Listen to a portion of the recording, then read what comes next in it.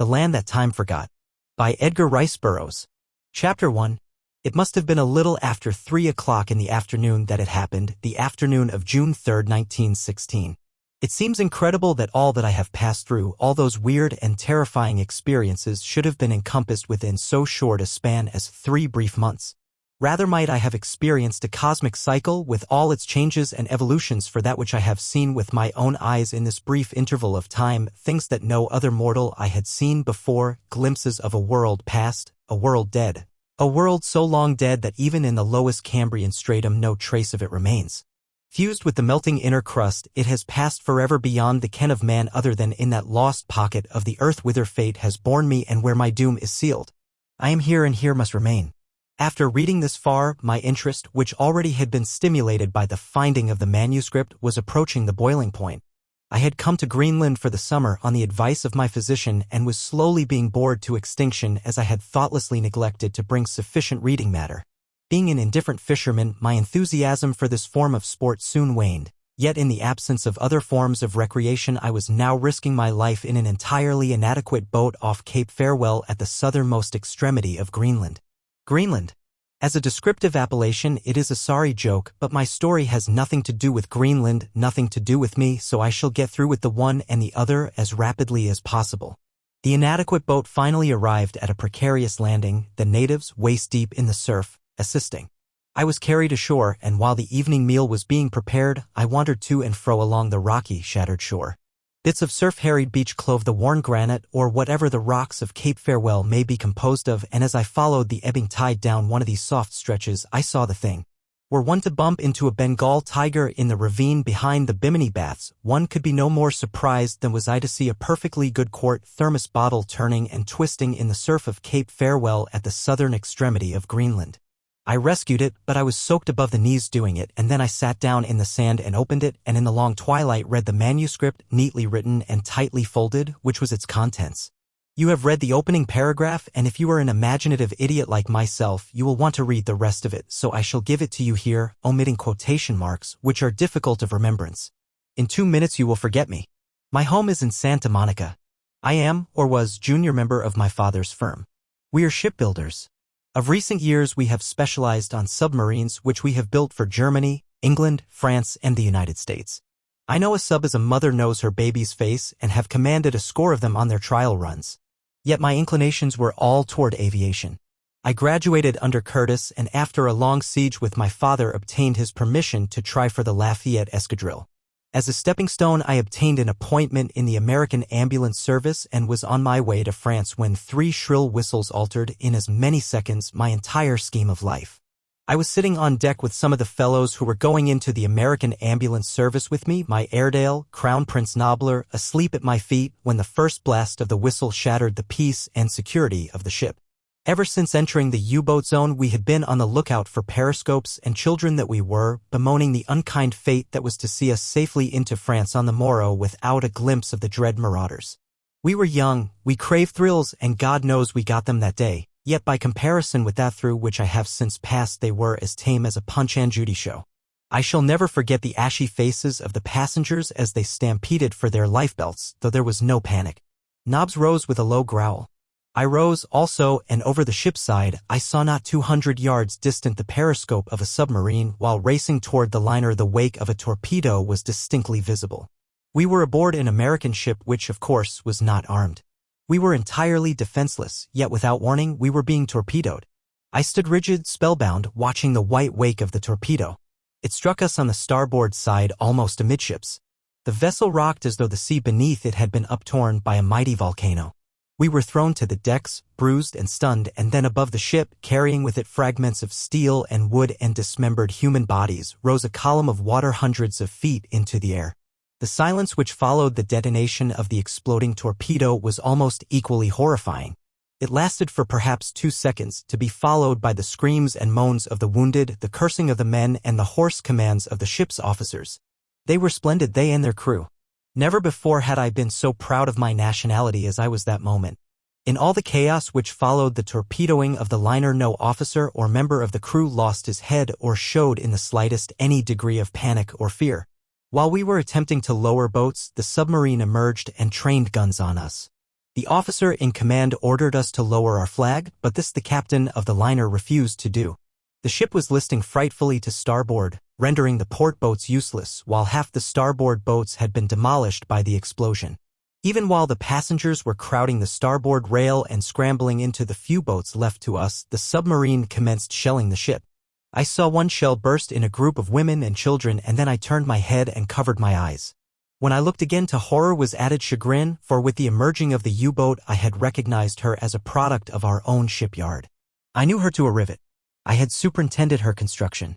I had sat in that very conning tower and directed the efforts of the sweating crew below when first her prow clove the sunny summer waters of the Pacific, and now this creature of my brain and hand had turned Frankenstein, bent upon pursuing me to my death. A second shell exploded upon the deck. One of the lifeboats, frightfully overcrowded, swung at a dangerous angle from its davits. A fragment of the shell shattered the bow tackle, and I saw the women and children and the men vomited into the sea beneath, while the boat dangled stern up for a moment from its single davit, and at last with increasing momentum dived into the midst of the struggling victims screaming upon the face of the waters. Now I saw men spring to the rail and leap into the ocean. The deck was tilting to an impossible angle. Nobbs braced himself with all 4 feet to keep from slipping into the scuppers and looked up into my face with a questioning whine. I stooped and stroked his head. "Come on, boy," I cried, and running to the side of the ship, dived headforemost over the rail. When I came up, the first thing I saw was Nobbs swimming about in a bewildered sort of way a few yards from me. At sight of me his ears went flat and his lips parted in a characteristic grin. The submarine was withdrawing toward the north, but all the time it was shelling the open boats, 3 of them loaded to the gunwales with survivors. Fortunately, the small boats presented a rather poor target, which, combined with the bad marksmanship of the Germans, preserved their occupants from harm. And after a few minutes a blotch of smoke appeared upon the eastern horizon and the U-boat submerged and disappeared. All the time the lifeboats had been pulling away from the danger of the sinking liner, and now, though I yelled at the top of my lungs, they either did not hear my appeals for help or else did not dare return to succor me. Nobbs and I had gained some little distance from the ship when it rolled completely over and sank. We were caught in the suction only enough to be drawn backward a few yards, neither of us being carried beneath the surface. I glanced hurriedly about for something to which to cling.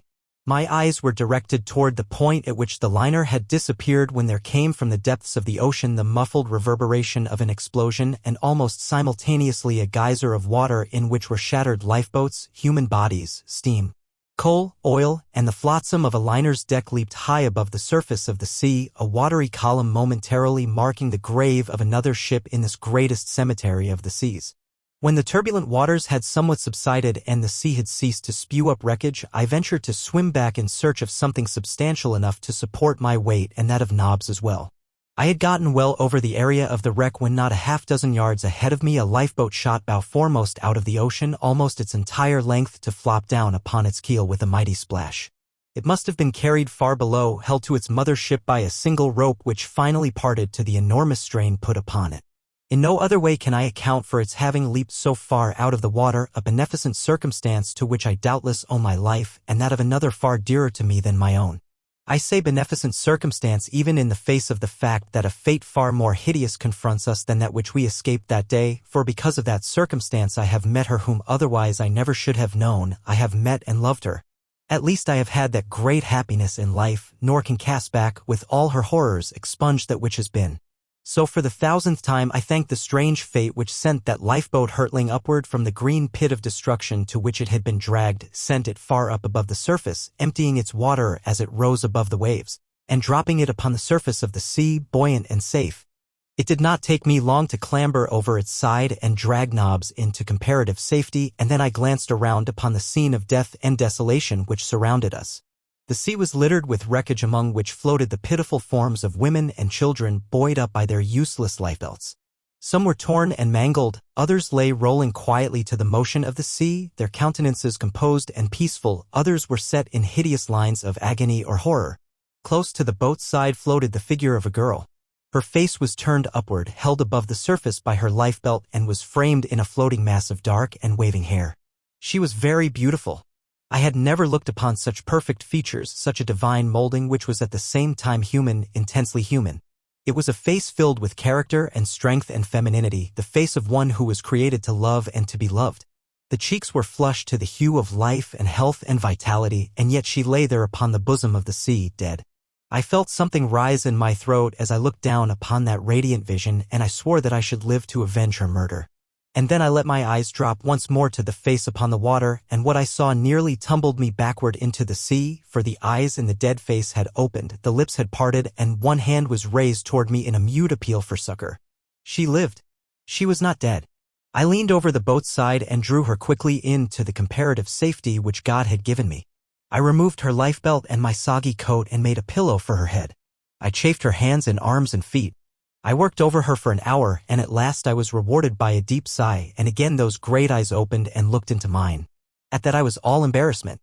I have never been a ladies' man. At Leland Stanford I was the butt of the class because of my hopeless imbecility in the presence of a pretty girl, but the men liked me nevertheless.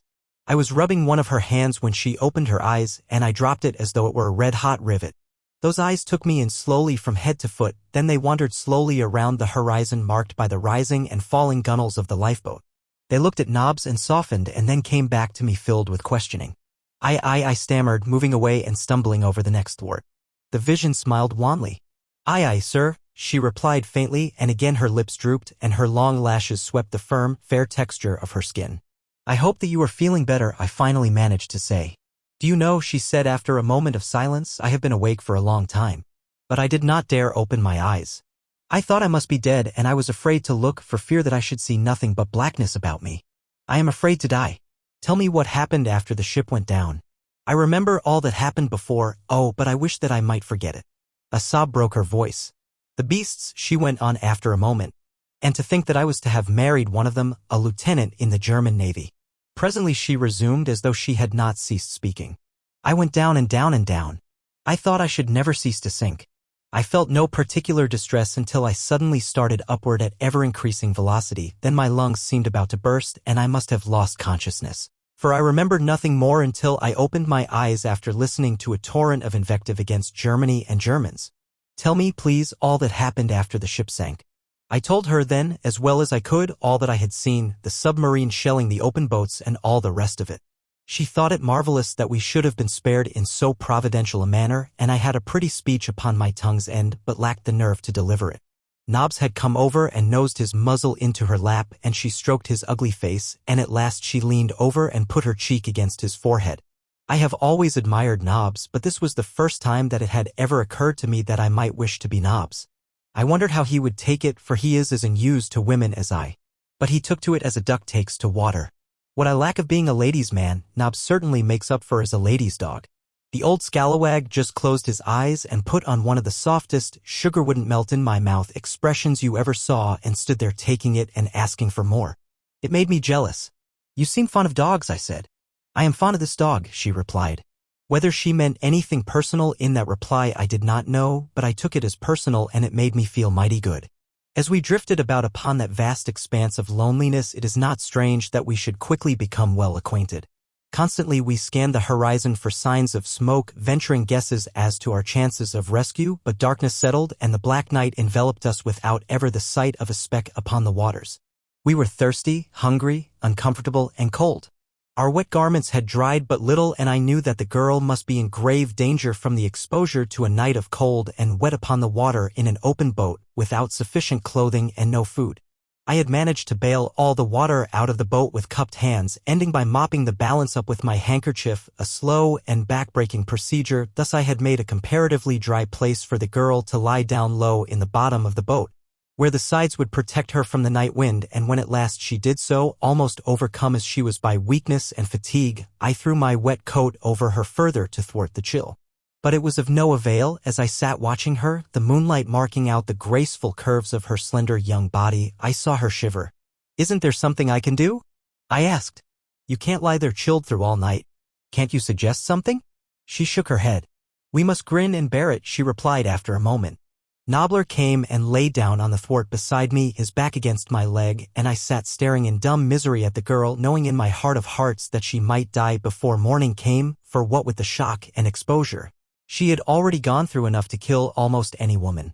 And as I gazed down at her, so small and delicate and helpless, there was born slowly within my breast a new emotion. It had never been there before, now it will never cease to be there. It made me almost frantic in my desire to find some way to keep warm the cooling lifeblood in her veins. I was cold myself, though I had almost forgotten it until Nobbler moved and I felt a new sensation of cold along my leg against which he had lain and suddenly realized that in that one spot I had been warm. Like a great light came the understanding of a means to warm the girl. Immediately I knelt beside her to put my scheme into practice when suddenly I was overwhelmed with embarrassment. Would she permit it even if I could muster the courage to suggest it? Then I saw her frame convulse shudderingly, her muscles reacting to her rapidly lowering temperature and casting prudery to the winds. I threw myself down beside her and took her in my arms, pressing her body close to mine. She drew away suddenly, voicing a little cry of fright, and tried to push me from her. "Forgive me," I managed to stammer. "It is the only way. You will die of exposure if you are not warmed, and Nobbs and I are the only means we can command for furnishing warmth." And I held her tightly while I called Nobbs and bade him lie down at her back. The girl didn't struggle anymore when she learned my purpose, but she gave 2 or 3 little gasps and then began to cry softly, burying her face on my arm, and thus she fell asleep. Chapter 2. Toward morning I must have dozed, though it seemed to me at the time that I had lain awake for days instead of hours. When I finally opened my eyes, it was daylight and the girl's hair was in my face and she was breathing normally. I thanked God for that. She had turned her head during the night so that as I opened my eyes I saw her face not an inch from mine, my lips almost touching hers. It was Nobbs who finally awoke her. He got up, stretched, turned around a few times and lay down again, and the girl opened her eyes and looked into mine. Hers went very wide at first and then slowly comprehension came to her and she smiled.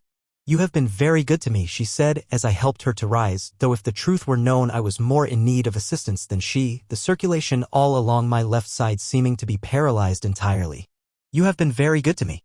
And that was the only mention she ever made of it, yet I know that she was thankful and that only reserve prevented her from referring to what, to say the least, was an embarrassing situation, however unavoidable. Shortly after daylight we saw smoke apparently coming straight toward us, and after a time we made out the squat lines of a tug, one of those fearless exponents of England's supremacy of the sea that tows sailing ships into French and English ports. I stood up on a thwart and waved my soggy coat above my head. Nobbs stood upon another and barked. The girl sat at my feet straining her eyes toward the deck of the oncoming boat. "They see us," she said at last. "There is a man answering your signal." She was right. A lump came into my throat for her sake rather than for mine. She was saved and none too soon. She could not have lived through another night upon the channel, she might not have lived through the coming day. The tug came close beside us and a man on deck threw us a rope. Willing hands dragged us to the deck, Nobbs scrambling nimbly aboard without assistance. The rough men were gentle as mothers with the girl. Plying us both with questions, they hustled her to the captain's cabin and me to the boiler room. They told the girl to take off her wet clothes and throw them outside the door that they might be dried, and then to slip into the captain's bunk and get warm. They didn't have to tell me to strip after I once got into the warmth of the boiler room. In a jiffy, my clothes hung about where they might dry most quickly, and I myself was absorbing, through every pore, the welcome heat of the stifling compartment. They brought us hot soup and coffee, and then those who were not on duty sat around and helped me dam the Kaiser and his brood. As soon as our clothes were dry, they bade us don them, as the chances were always more than fair in those waters that we should run into trouble with the enemy, as I was only too well aware. What with the warmth and the feeling of safety for the girl and the knowledge that a little rest and food would quickly overcome the effects of her experiences of the past dismal hours, I was feeling more content than I had experienced since those 3 whistle blasts had shattered the peace of my world the previous afternoon. A peace upon the channel has been but a transitory thing since August 1914. It proved itself such that morning, for I had scarce gotten into my dry clothes and taken the girl's apparel to the captain's cabin when an order was shouted down into the engine room for full speed ahead, and an instant later I heard the dull boom of a gun. In a moment I was up on deck to see an enemy submarine about 200 yards off our port bow. She had signaled us to stop, and our skipper had ignored the order, but now she had her gun trained on us, and the second shot grazed the cabin, warning the belligerent tug captain that it was time to obey. Once again an order went down to the engine room and the tug reduced speed. The U-boat ceased firing and ordered the tug to come about and approach. Our momentum had carried us a little beyond the enemy craft, but we were turning now on the arc of a circle that would bring us alongside her. As I stood watching the maneuver and wondering what was to become of us, I felt something touch my elbow and turned to see the girl standing at my side. She looked up into my face with a rueful expression. They seem bent on our destruction, she said, and it looks like the same boat that sunk us yesterday. It is, I replied. I know her well. I helped design her and took her out on her first run. The girl drew back from me with a little exclamation of surprise and disappointment. I thought you were an American, she said. I had no idea you were a. Nor am I replied. Americans have been building submarines for all nations for many years. I wish, though, that we had gone bankrupt, my father and I, before ever we turned out that Frankenstein of a thing. We were approaching the U-boat at half speed now, and I could almost distinguish the features of the men upon her deck. A sailor stepped to my side and slipped something hard and cold into my hand. I did not have to look at it to know that it was a heavy pistol. "Take in use was all he said. Our bow was pointed straight toward the U-boat now as I heard word passed to the engine for full speed ahead. I instantly grasped the brazen effrontery of the plucky English skipper. He was going to ram 500 tons of U-boat in the face of her trained gun. I could scarce repress a cheer. At first the botches didn't seem to grasp his intention. Evidently they thought they were witnessing an exhibition of poor seamanship, and they yelled their warnings to the tug to reduce speed and throw the helm hard to port. We were within 50 feet of them when they awakened to the intentional menace of our maneuver. Their gun crew was off its guard, but they sprang to their piece now and sent a futile shell above our heads. Knobs leaped about and barked furiously. "Let 'em have it," commanded the tug captain, and instantly revolvers and rifles poured bullets upon the deck of the submersible. 2 of the gun crew went down, the other trained their piece at the waterline of the oncoming tug. The balance of those on deck replied to our small arms fire, directing their efforts toward the man at our wheel. I hastily pushed the girl down the companionway leading to the engine room, and then I raised my pistol and fired my first shot at a Boche. What happened in the next few seconds happened so quickly that details are rather blurred in my memory. I saw the helmsman lunge forward upon the wheel, pulling the helm around so that the tug sheered off quickly from her course, and I recall realizing that all our efforts were to be in vain because of all the men aboard. Fate had decreed that this one should fall first to an enemy bullet. I saw the depleted gun crew on the submarine fire their piece, and I felt the shock of impact and heard the loud explosion as the shell struck and exploded in our bows. I saw and realized these things even as I was leaping into the pilot house and grasping the wheel, standing astride the dead body of the helmsman. With all my strength I threw the helm to starboard, but it was too late to effect the purpose of our skipper. The best I did was to scrape alongside the sub. I heard someone shriek an order into the engine room, the boat shuddered and trembled to the sudden reversing of the engines, and our speed quickly lessened. Then I saw what that mad ant of a skipper planned since his first scheme had gone wrong. With a loud yelled command, he leaped to the slippery deck of the submersible, and at his heels came his hardy crew. I sprang from the pilot house and followed, not to be left out in the cold when it came to strafing the botches.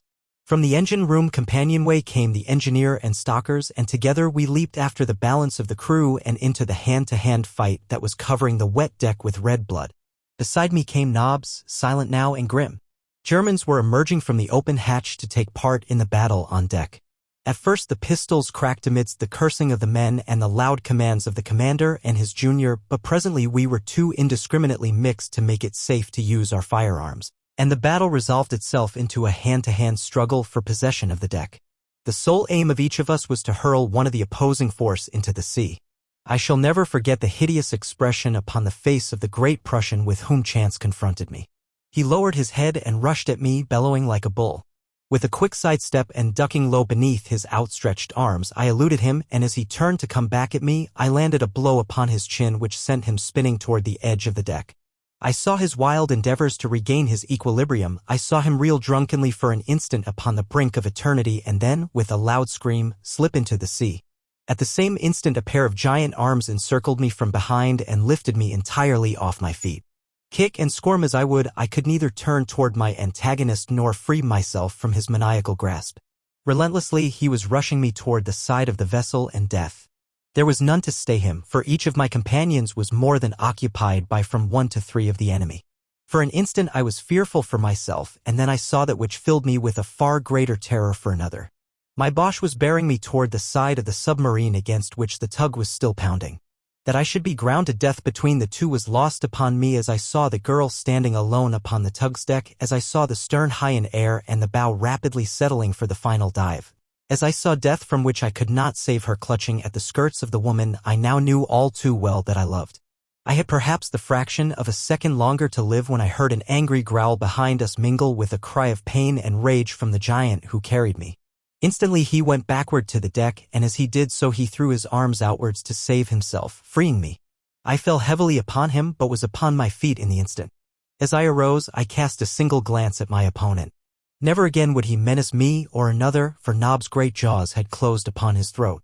Then I sprang toward the edge of the deck closest to the girl upon the sinking tug. "Jump!" I cried. "Jump!"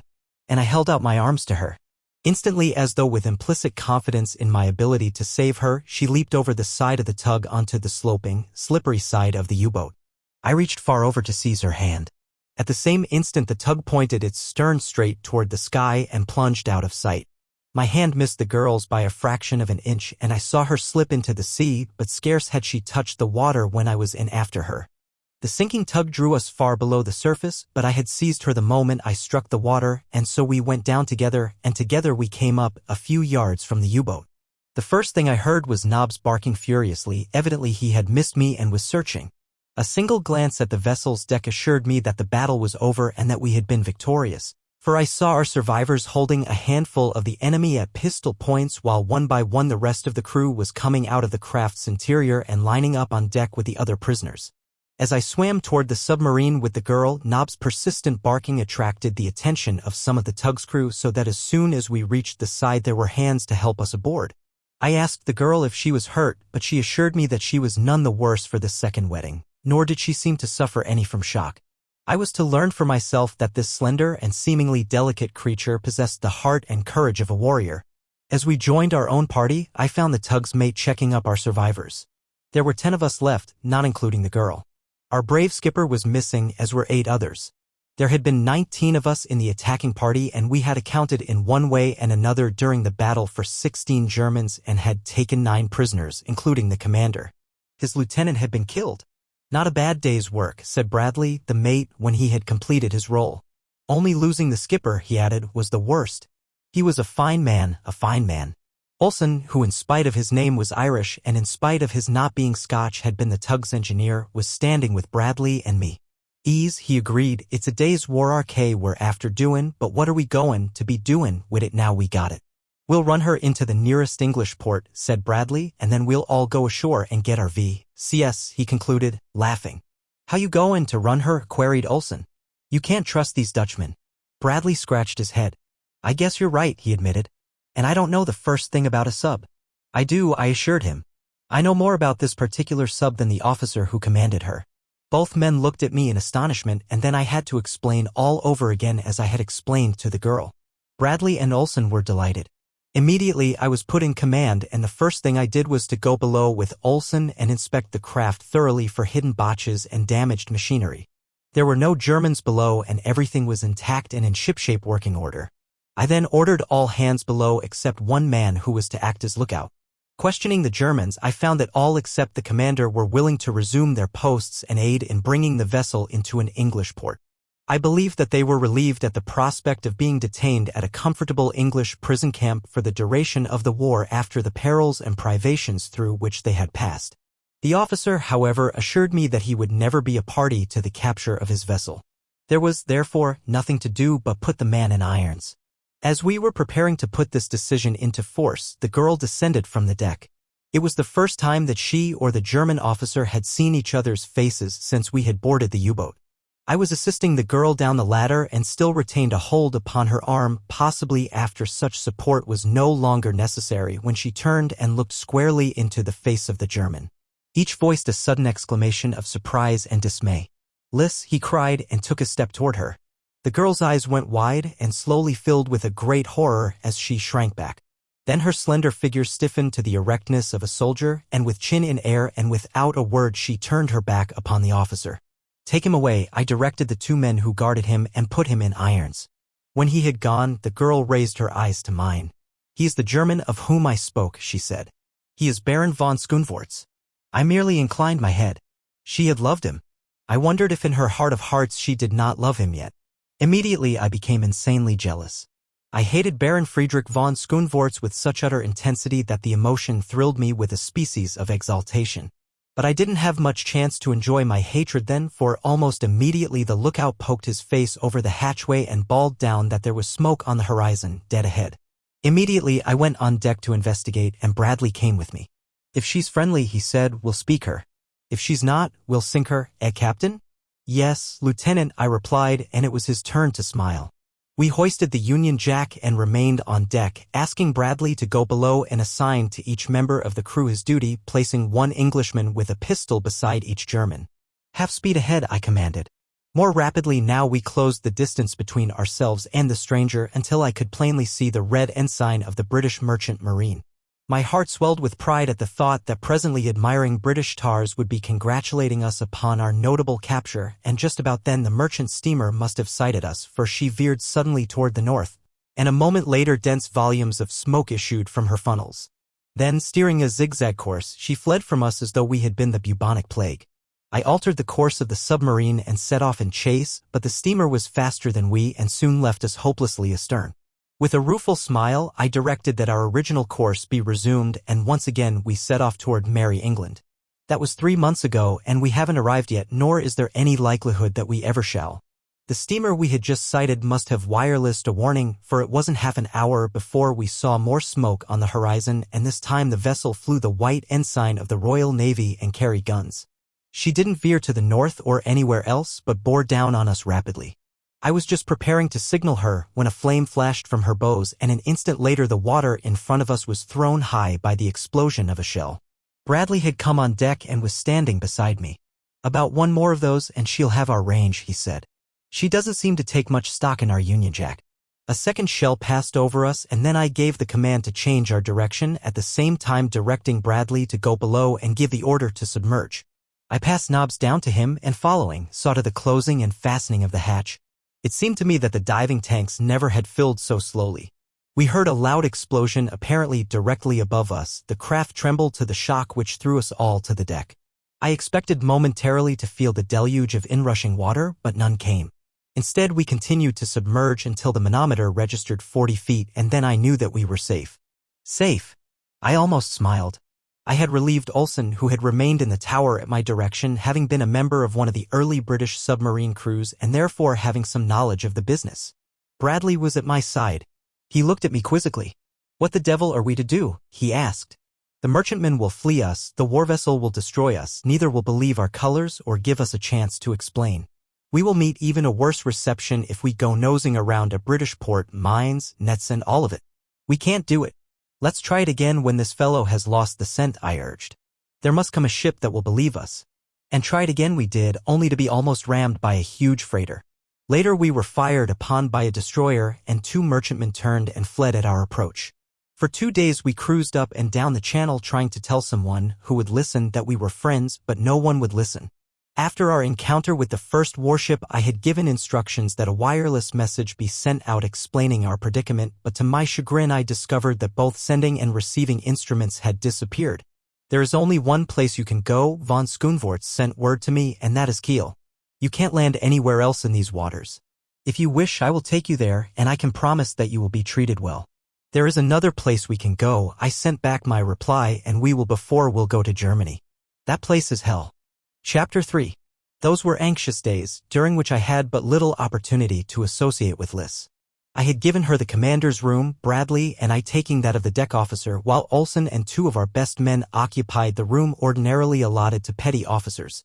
I made Nob's bed down in Liz's room, for I knew she would feel less alone. Nothing of much moment occurred for a while after we left British waters behind us. We ran steadily along upon the surface, making good time. The first 2 boats we sighted made off as fast as they could go, and the third, a huge freighter, fired on us, forcing us to submerge. It was after this that our troubles commenced. One of the diesel engines broke down in the morning, and while we were working on it, the forward port diving tank commenced to fill. I was on deck at the time and noted the gradual list.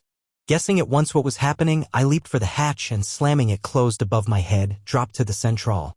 By this time the craft was going down by the head with a most unpleasant list to port, and I didn't wait to transmit orders to someone else but ran as fast as I could for the valve that let the sea into the forward port diving tank. It was wide open. To close it and to have the pump started that would empty it were the work of but a minute, but we had had a close call. I knew that the valve had never opened itself. Someone had opened it, someone who was willing to die himself if he might at the same time encompass the death of all of us. After that I kept a guard pacing the length of the narrow craft. We worked upon the engine all that day and night and half the following day. Most of the time we drifted idly upon the surface, but toward noon we sighted smoke due west, and having found that only enemies inhabited the world for us, I ordered that the other engine be started so that we could move out of the path of the oncoming steamer. The moment the engine started to turn, however, there was a grinding sound of tortured steel, and when it had been stopped, we found that someone had placed a cold chisel in one of the gears. It was another 2 days before we were ready to limp along, half repaired. The night before the repairs were completed, the sentry came to my room and awoke me. He was rather an intelligent fellow of the English middle class, in whom I had much confidence. "Well, Wilson," I asked, "what's the matter now?" He raised his finger to his lips and came closer to me. "I think I've found out who's doin' the mischief," he whispered and nodded his head toward the girl's room. "I seen her sneakin' from the crew's room just now," he went on. "She'd been in Gassin with the Boche commander. Benson seen her in there last night, too, but he never said nothin' till I goes on watch tonight. Benson's sorter slow in the head, and he never puts 2 and 2 together till someone else has made 4 out of it. If the man had come in and struck me suddenly in the face, I could have been no more surprised." "Say nothing of this to anyone," I ordered. "Keep your eyes and ears open and report every suspicious thing you see or hear." The man saluted and left me, but for an hour or more I tossed, restless, upon my hard bunk in an agony of jealousy and fear. Finally I fell into a troubled sleep. It was daylight when I awoke. We were steaming along slowly upon the surface, my orders having been to proceed at half speed until we could take an observation and determine our position. The sky had been overcast all the previous day and all night, but as I stepped into the central that morning I was delighted to see that the sun was again shining. The spirits of the men seemed improved, everything seemed propitious. I forgot at once the cruel misgivings of the past night as I set to work to take my observations. What a blow awaited me! The sextant and chronometer had both been broken beyond repair, and they had been broken just this very night. They had been broken upon the night that Liss had been seen talking with von Schoenvorts. I think that it was this last thought which hurt me the worst. I could look the other disaster in the face with equanimity, but the bald fact that Liss might be a traitor appalled me. I called Bradley and Olson on deck and told them what had happened, but for the life of me I couldn't bring myself to repeat what Wilson had reported to me the previous night. In fact, as I had given the matter thought, it seemed incredible that the girl could have passed through my room in which Bradley and I slept and then carried on a conversation in the crew's room in which von Schoenvorts was kept, without having been seen by more than a single man. Bradley shook his head. "I can't make it out," he said. "One of those Boches must be pretty clever to come it over us all like this, but they haven't harmed us as much as they think. There are still the extra instruments." It was my turn now to shake a doleful head.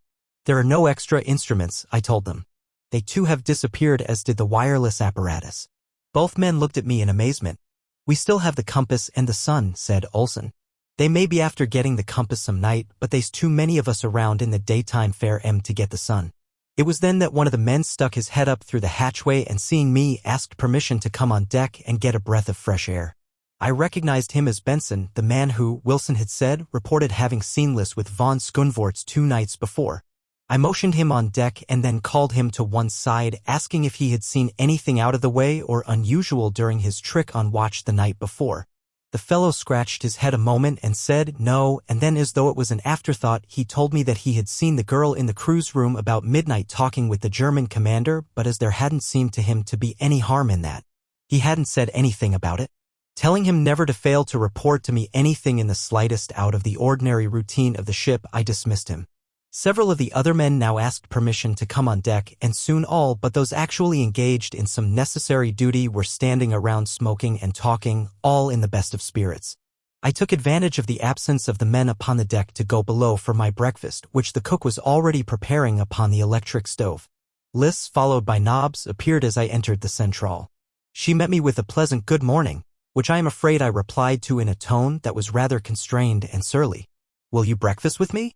I suddenly asked the girl, determined to commence a probe of my own along the lines which duty demanded. She nodded a sweet acceptance of my invitation, and together we sat down at the little table of the officers' mess. "You slept well last night?" I asked. "All night," she replied. "I am a splendid sleeper." Her manner was so straightforward and honest that I could not bring myself to believe in her duplicity, Yet, thinking to surprise her into a betrayal of her guilt, I blurted out, "The chronometer and sextant were both destroyed last night. There is a traitor among us." But she never turned a hair by way of evidencing guilty knowledge of the catastrophe. "Who could it have been?" she cried. "The Germans would be crazy to do it, for their lives are as much at stake as ours. Men are often glad to die for an ideal of patriotism, perhaps," I replied, "and a willingness to martyr themselves includes a willingness to sacrifice others, even those who love them. Women are much the same, except that they will go even further than most men. They will sacrifice everything, even honor, for love." I watched her face carefully as I spoke, and I thought that I detected a very faint flush mounting her cheek. Seeing an opening and an advantage, I sought to follow it up. "Take von Schoenvorts, for instance," I continued. "He would doubtless be glad to die and take us all with him, could he prevent in no other way the falling of his vessel into enemy hands. He would sacrifice anyone, even you, and if you still love him, you might be his ready tool. Do you understand me?" She looked at me in wide-eyed consternation for a moment, and then she went very white and rose from her seat. "I do," she replied, and turning her back upon me, she walked quickly toward her room. I started to follow, for even believing what I did, I was sorry that I had hurt her. I reached the door to the cruise room just behind her and in time to see von Schoenvorts lean forward and whisper something to her as she passed, but she must have guessed that she might be watched, for she passed on.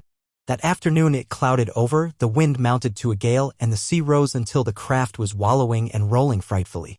Nearly everyone aboard was sick, the air became foul and oppressive. For 24 hours I did not leave my post in the conning tower, as both Olsen and Bradley were sick. Finally I found that I must get a little rest, and so I looked about for someone to relieve me. Benson volunteered. He had not been sick and assured me that he was a former RN man and had been detailed for submarine duty for over 2 years. I was glad that it was he, for I had considerable confidence in his loyalty, and so it was with a feeling of security that I went below and lay down. I slept 12 hours straight, and when I awoke and discovered what I had done, I lost no time in getting to the conning tower.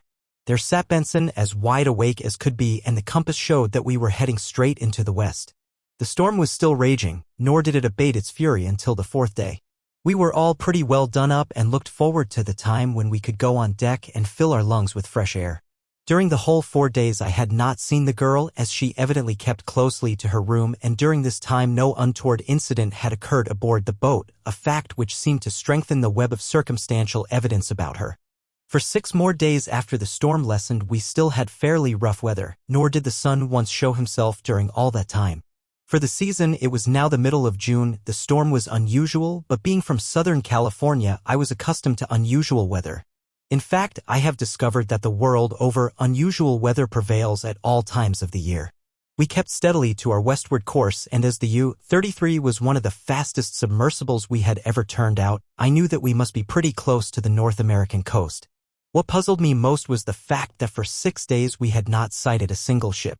It seemed remarkable that we could cross the Atlantic almost to the coast of the American continent without glimpsing smoke or sail, and at last I came to the conclusion that we were way off our course, but whether to the north or to the south of it I could not determine.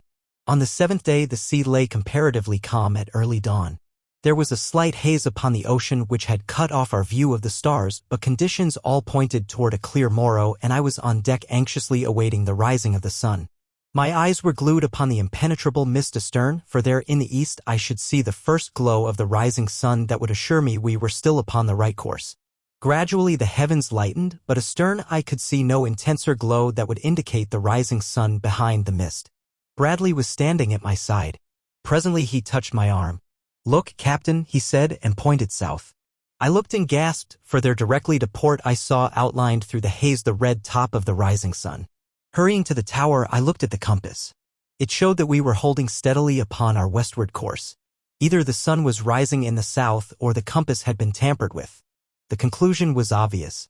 I went back to Bradley and told him what I had discovered. And I concluded, we can't make another 500 knots without oil, our provisions are running low and so is our water. God only knows how far south we have run. "There is nothing to do," he replied, "other than to alter our course once more toward the west. We must raise land soon or we shall all be lost." I told him to do so, and then I set to work improvising a crude sextant with which we finally took our bearings in a rough and most unsatisfactory manner, for when the work was done we did not know how far from the truth the result might be. It showed us to be about 20 degrees north and 30 degrees west, nearly 2,500 miles off our course. In short, if our reading was anywhere near correct, we must have been traveling due south for 6 days. Bradley now relieved Benson, for we had arranged our shifts so that the latter and Olsen now divided the nights, while Bradley and I alternated with one another during the days. I questioned both Olsen and Benson closely in the matter of the compass, but each stoutly maintained that no one had tampered with it during his tour of duty. Benson gave me a knowing smile, as much as to say, "Well, you and I know who did this." Yet I could not believe that it was the girl. We kept to our westerly course for several hours when the lookout's cry announced a sail. I ordered the U-33's course altered and we bore down upon the stranger, for I had come to a decision which was the result of necessity. We could not lie there in the middle of the Atlantic and starve to death if there was any way out of it. The sailing ship saw us while we were still a long way off, as was evidenced by her efforts to escape. There was scarcely any wind, however, and her case was hopeless, so when we drew near and signaled her to stop, she came into the wind and lay there with her sails flapping idly. We moved in quite close to her. She was the Balmen of Halmstad, Sweden, with a general cargo from Brazil for Spain. I explained our circumstances to her skipper and asked for food, water, and oil, but when he found that we were not German, he became very angry and abusive and started to draw away from us, but I was in no mood for any such business. Turning toward Bradley, who was in the conning tower, I snapped out, "Gun service on deck." To the diving stations? We had no opportunity for drill, but every man had been posted as to his duties, and the German members of the crew understood that it was obedience or death for them, as each was accompanied by a man with a pistol. Most of them, though, were only too glad to obey me. Bradley passed the order down into the ship, and a moment later the gun crew clambered up the narrow ladder and at my direction trained their piece upon the slow-moving Swede. "Fire a shot across her bow," I instructed the gun captain. Accept it from me, it didn't take that Swede long to see the error of his way and get the red and white pennant signifying, "I understand," to the masthead. Once again the sails flapped idly, and then I ordered him to lower a boat and come after me. With Olsen and a couple of the Englishmen I boarded the ship and from her cargo selected what we needed: oil, provisions, and water. I gave the master of the Balmen a receipt for what we took, together with an affidavit signed by Bradley, Olsen, and myself, stating briefly how we had come into possession of the U-33 and the urgency of our need for what we took. We addressed both to any British agent with the request that the owners of the Balmen be reimbursed, but whether or not they were, I do not know. Point 1. With water, food, and oil aboard, we felt that we had obtained a new lease of life. Now, too, we knew definitely where we were, and I determined to make for Georgetown, British Guiana, but I was destined to again suffer bitter disappointment. 6 of us of the loyal crew had come on deck either to serve the gun or board the Swede during our set to with her, and now, one by one, we descended the ladder into the central. I was the last to come, and when I reached the bottom, I found myself looking into the muzzle of a pistol in the hands of Baron Friedrich von Schoenvorts. I saw all my men lined up at one side with the remaining 8 Germans standing guard over them. I couldn't imagine how it had happened, but it had. Later I learned that they had first overpowered Benson, who was asleep in his bunk, and taken his pistol from him, and then had found it an easy matter to disarm the cook and the remaining 2 Englishmen below. After that it had been comparatively simple to stand at the foot of the ladder and arrest each individual as he descended. The first thing von Schoenvorts did was to send for me and announce that as a pirate I was to be shot early the next morning. Then he explained that the U-33 would cruise in these waters for a time, sinking neutral and enemy shipping indiscriminately and looking for one of the German raiders that was supposed to be in these parts. He didn't shoot me the next morning as he had promised, and it has never been clear to me why he postponed the execution of my sentence. Instead, he kept me ironed just as he had been. Then he kicked Bradley out of my room and took it all to himself. We cruised for a long time, sinking many vessels, all but one by gunfire, but we did not come across a German raider. I was surprised to note that von Schoenvorts often permitted Benson to take command, but I reconciled this by the fact that Benson appeared to know more of the duties of a submarine commander than did any of the stupid Germans. Once or twice Liz passed me, but for the most part she kept to her room. The first time she hesitated as though she wished to speak to me, but I did not raise my head, and finally she passed on. Then one day came the word that we were about to round the Horn and that von Schoenvorts had taken it into his fool head to cruise up along the Pacific coast of North America and prey upon all sorts and conditions of merchantmen. "I'll put the fear of God and the Kaiser into them," he said. The very first day we entered the South Pacific we had an adventure. It turned out to be quite the most exciting adventure I had ever encountered. It fell about this way. About 8 bells of the forenoon watch I heard a hail from the deck and presently the footsteps of the entire ship's company from the amount of noise I heard at the ladder. Someone yelled back to those who had not yet reached the level of the deck, "It's the raider, the German raider Geyer." I saw that we had reached the end of our rope. Below all was quiet, not a man remained. A door opened at the end of the narrow hull and presently Nobbs came trotting up to me. He licked my face and rolled over on his back, reaching for me with his big, awkward paws. Then other footsteps sounded, approaching me. I knew whose they were and I looked straight down at the flooring. The girl was coming almost at a run. She was at my side immediately. "Here," she cried. "Quick!" And she slipped something into my hand. It was a key, the key to my irons. At my side she also laid a pistol and then she went on into the central. As she passed me, I saw that she carried another pistol for herself. It did not take me long to liberate myself and then I was at her side. "How can I thank you?" I started, but she shut me up with a word. "Do not thank me," she said coldly. "I do not care to hear your thanks or any other expression from you. Do not stand there looking at me. I have given you a chance to do something, now do it." The last was a peremptory command that made me jump. Glancing up, I saw that the tower was empty and I lost no time in clambering up, looking about me. About 100 yards off lay a small, swift cruiser raider and above her floated the German man-of-war's flag. A boat had just been lowered and I could see it moving toward us filled with officers and men. The cruiser lay dead ahead. I thought, what a wonderful targ. I stopped even thinking, so surprised and shocked was I by the boldness of my imagery. The girl was just below me. I looked down on her wistfully. Could I trust her? Why had she released me at this moment? I must. There was no other way. I dropped back below. "Ask Olsen to step down here, please," I requested, "and don't let anyone see you ask him." She looked at me with a puzzled expression on her face for the barest fraction of a second, and then she turned and went up the ladder. A moment later, Olsen returned and the girl followed him. "Quick!" I whispered to the big Irishman and made for the bow compartment where the torpedo tubes are built into the boat. Here, too, were the torpedoes. The girl accompanied us, and when she saw the thing I had in mind, she stepped forward and lent a hand to the swinging of the great cylinder of death and destruction into the mouth of its tube. With oil and main strength we shoved the torpedo home and shut the tube, then I ran back to the conning tower, praying in my heart of hearts that the U-33 had not swung her bow away from the prey. No, thank God.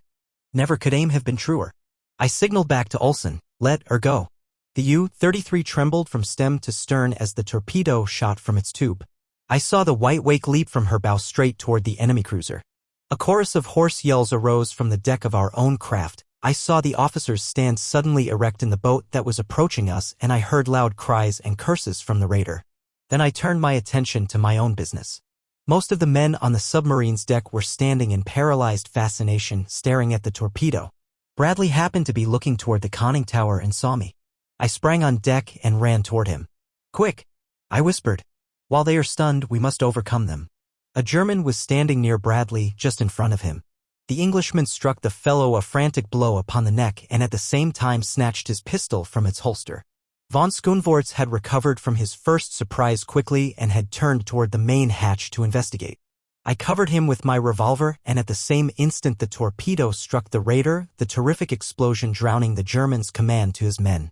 Bradley was now running from one to another of our men, and though some of the Germans saw and heard him, they seemed too stunned for action.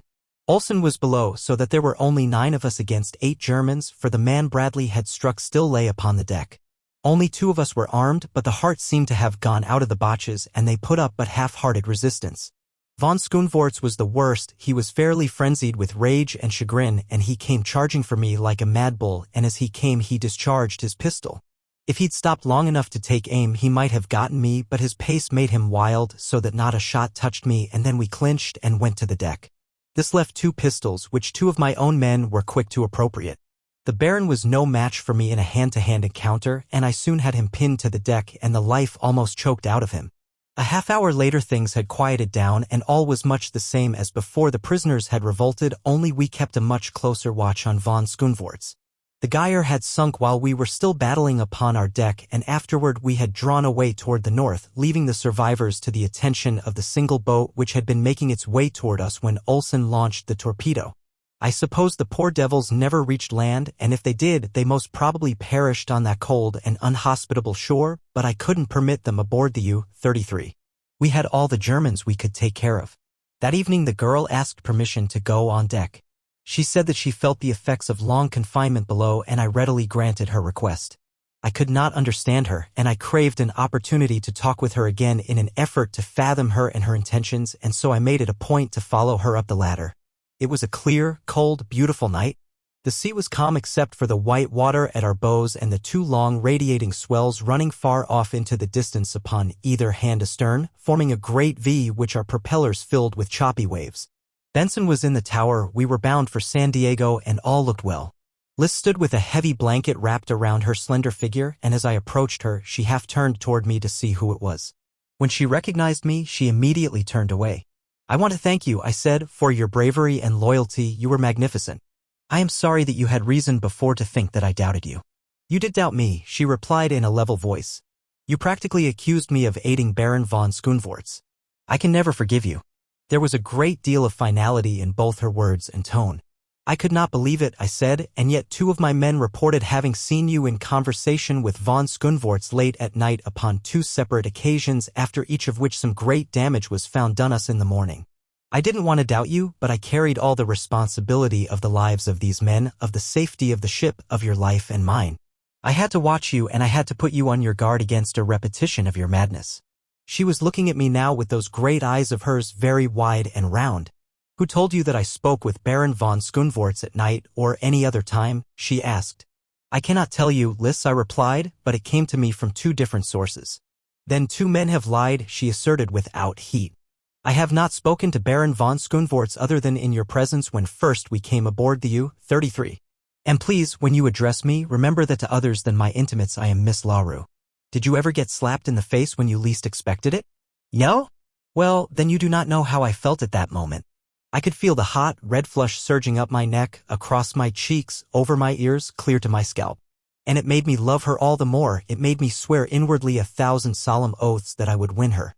Chapter 4. For several days things went along in about the same course. I took our position every morning with my crude sextant, but the results were always most unsatisfactory. They always showed a considerable westing when I knew that we had been sailing due north.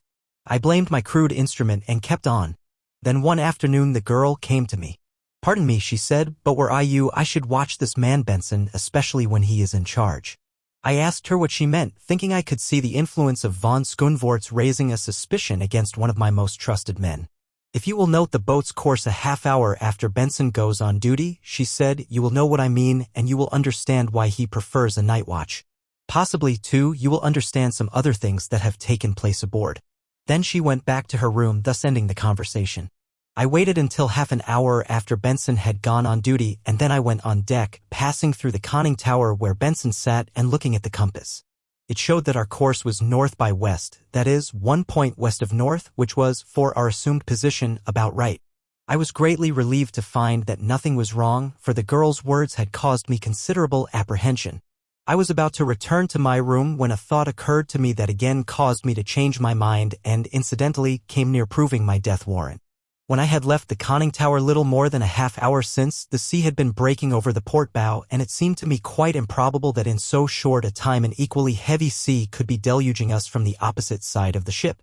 Winds may change quickly, but not a long, heavy sea. There was only one other solution. Since I left the tower, our course had been altered some 8 points. Turning quickly, I climbed out upon the conning tower. A single glance at the heavens confirmed my suspicions. The constellations which should have been dead ahead were directly starboard. We were sailing due west. Just for an instant longer, I stood there to check up my calculations. I wanted to be quite sure before I accused Benson of perfidy, and about the only thing I came near making quite sure of was death. I cannot see even now how I escaped it. I was standing on the edge of the conning tower when a heavy palm suddenly struck me between the shoulders and hurled me forward into space. The drop to the triangular deck forward of the conning tower might easily have broken a leg for me, or I might have slipped off onto the deck and rolled overboard, but fate was upon my side, as I was only slightly bruised. As I came to my feet, I heard the conning tower cover slam. There is a ladder which leads from the deck to the top of the tower. Up this I scrambled as fast as I could go, but Benson had the cover tight before I reached it. I stood there a moment in dumb consternation. What did the fellow intend? What was going on below? If Benson was a traitor, how could I know that there were not other traitors among us? I cursed myself for my folly in going out upon the deck, and then this thought suggested another, a hideous one. Who was it that had really been responsible for my being here? Thinking to attract attention from inside the craft, I again ran down the ladder and onto the small deck only to find that the steel covers of the conning tower windows were shut, and then I leaned with my back against the tower and cursed myself for a gullible idiot. I glanced at the bow. The sea seemed to be getting heavier, for every wave now washed completely over the lower deck. I watched them for a moment, and then a sudden chill pervaded my entire being. It was not the chill of wet clothing or the dashing spray which drenched my face. No, it was the chill of the hand of death upon my heart. In an instant I had turned the last corner of life's highway and was looking God Almighty in the face. The U-33 was being slowly submerged. It would be difficult, even impossible, to set down in writing my sensations at that moment. All I can particularly recall is that I laughed, though neither from a spirit of bravado nor from hysteria. And I wanted to smoke. Lord, how I did want to smoke, but that was out of the question. I watched the water rise until the little deck I stood on was awash, and then I clambered once more to the top of the conning tower. From the very slow submergence of the boat, I knew that Benson was doing the entire trick alone, that he was merely permitting the diving tanks to fill, and that the diving rudders were not in use. The throbbing of the engine ceased, and in its stead came the steady vibration of the electric motors. The water was halfway up the conning tower. I had perhaps 5 minutes longer on the deck. I tried to decide what I should do after I was washed away. Should I swim until exhaustion claimed me, or should I give up and end the agony at the first plunge? From below came 2 muffled reports. They sounded not unlike shots. Was Benson meeting with resistance? Personally, it could mean little to me, for even though my men might overcome the enemy, none would know of my predicament until long after it was too late to succor me. The top of the conning tower was now awash. I clung to the wireless mast while the great waves surged, sometimes completely over me. I knew the end was near, and almost involuntarily, I did that which I had not done since childhood. I prayed. After that I felt better. I clung and waited, but the water rose no higher. Instead it receded. Now the top of the conning tower received only the crests of the higher waves. Now the little triangular deck below became visible. What had occurred within? Did Benson believe me already gone, and was he emerging because of that belief, or had he and his forces been vanquished? The suspense was more wearing than that which I had endured while waiting for dissolution. Presently the main deck came into view, and then the conning tower opened behind me, and I turned to look into the anxious face of Bradley. An expression of relief overspread his features. "Thank God, man," was all he said as he reached forth and dragged me into the tower. I was cold and numb and rather all in. Another few minutes would have done for me, I am sure, but the warmth of the interior helped to revive me, aided and abetted by some brandy which Bradley poured down my throat, from which it nearly removed the membrane. That brandy would have revived a corpse. When I got down into the central, I saw the Germans lined up on one side with a couple of my men with pistols standing over them. Von Schoenvorts was among them. On the floor lay Benson, moaning, and beyond him stood the girl, a revolver in one hand. I looked about, bewildered. "What has happened down here?" I asked. "Tell me." Bradley replied. "You see the result, sir," he said. "It might have been a very different result but for Miss LaRue. We were all asleep. Benson had relieved the guard early in the evening. There was no one to watch him, no one but Miss LaRue. She felt the submergence of the boat and came out of her room to investigate. She was just in time to see Benson at the diving rudders. When he saw her, he raised his pistol and fired point blank at her, but he missed, and she fired and didn't miss. The 2 shots awakened everyone, and as our men were armed, the result was inevitable as you see it, but it would have been very different had it not been for Miss LaRue. It was she who closed the diving tank seacocks and roused Olson and me and had the pumps started to empty them. And there I had been thinking that through her machinations I had been lured to the deck and to my death. I could have gone on my knees to her and begged her forgiveness, or at least I could have, had I not been Anglo-Saxon. As it was, I could only remove my soggy cap and bow and mumble my appreciation. She made no reply, only turned and walked very rapidly toward her room. Could I have heard aright? Was it really a sob that came floating back to me through the narrow aisle of the U-33? Benson died that night. He remained defiant almost to the last, but just before he went out he motioned to me, and I leaned over to catch the faintly whispered words. "I did it alone," he said. "I did it because I hate you. I hate all your kind. I was kicked out of your shipyard at Santa Monica. I was locked out of California. I am an I.W. I became a German agent, not because I love them, for I hate them too, but because I wanted to injure Americans, whom I hated more. I threw the wireless apparatus overboard. I destroyed the chronometer and the sextant. I devised a scheme for varying the compass to suit my wishes. I told Wilson that I had seen the girl talking with von Schoonvoorts, and I made the poor egg think he had seen her doing the same thing. I am sorry that my plans failed. I hate you. He didn't die for a half hour after that, nor did he speak again, aloud, but just a few seconds before he went to meet his maker, his lips moved in a faint whisper, and as I leaned closer to catch his words, what do you suppose I heard? Now I lay me down to sleep, that was all. Benson was dead. We threw his body overboard. The wind of that night brought on some pretty rough weather with a lot of black clouds which persisted for several days. We didn't know what course we had been holding, and there was no way of finding out as we could no longer trust the compass, not knowing what Benson had done to it.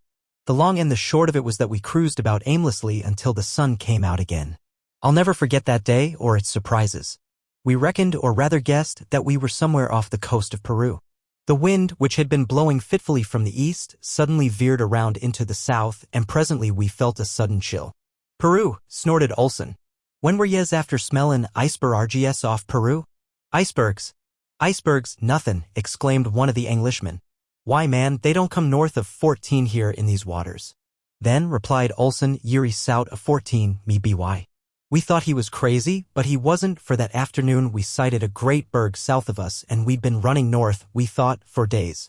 I can tell you we were a discouraged lot, but we got a faint thrill of hope early the next morning when the lookout bawled down the open hatch. Land. Land northwest by west. I think we were all sick for the sight of land. I know that I was, but my interest was quickly dissipated by the sudden illness of 3 of the Germans. Almost simultaneously they commenced vomiting. They couldn't suggest any explanation for it. I asked them what they had eaten and found they had eaten nothing other than the food cooked for all of us. Have you drunk anything? I asked, for I knew that there was liquor aboard and medicines in the same locker. Only water, moaned one of them. We all drank water together this morning. We opened a new tank. Maybe it was the water. I started an investigation which revealed a terrifying condition. Someone, probably Benson, had poisoned all the running water on the ship. It would have been worse, though, had land not been in sight. The sight of land filled us with renewed hope. Our course had been altered and we were rapidly approaching what appeared to be a precipitous headland. Cliffs, seemingly rising perpendicularly out of the sea, faded away into the mist upon either hand as we approached.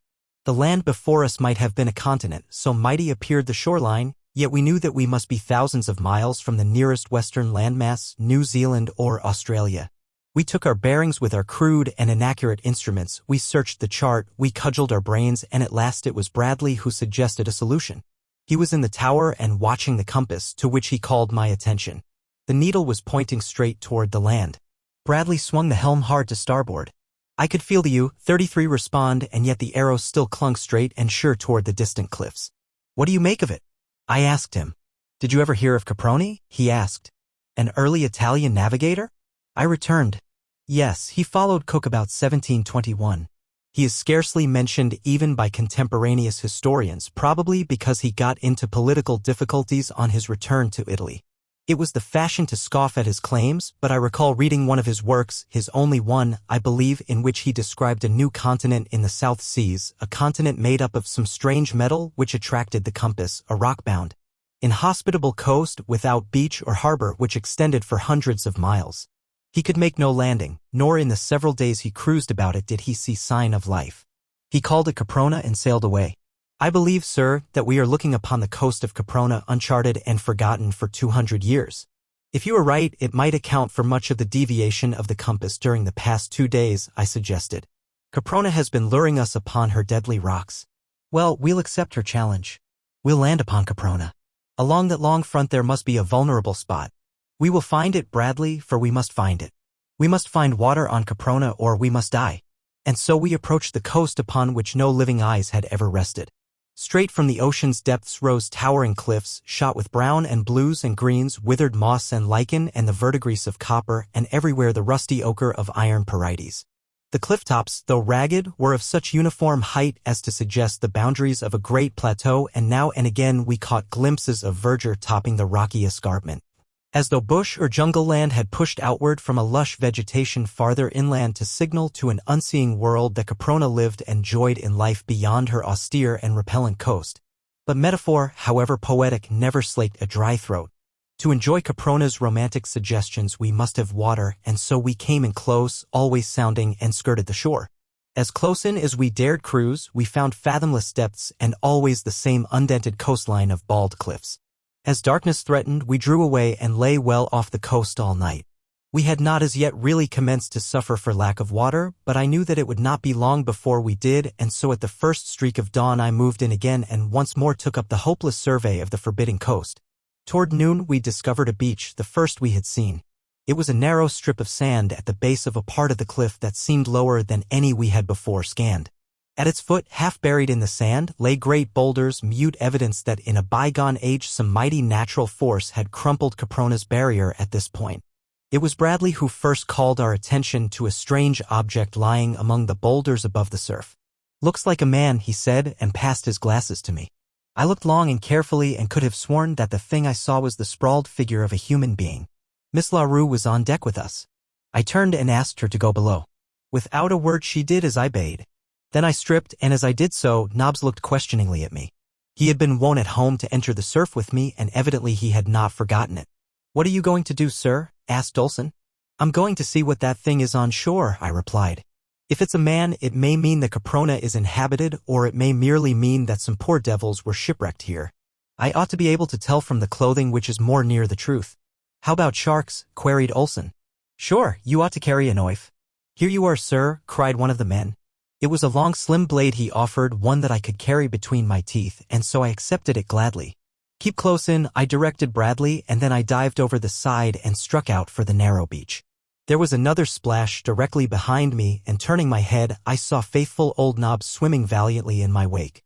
The surf was not heavy, and there was no undertow, so we made shore easily, effecting an equally easy landing. The beach was composed largely of small stones worn smooth by the action of water. There was little sand, though from the deck of the U-33 the beach had appeared to be all sand, and I saw no evidences of mollusca or crustacea such as are common to all beaches I have previously seen. I attribute this to the fact of the smallness of the beach, the enormous depth of surrounding water, and the great distance at which Caprona lies from her nearest neighbor.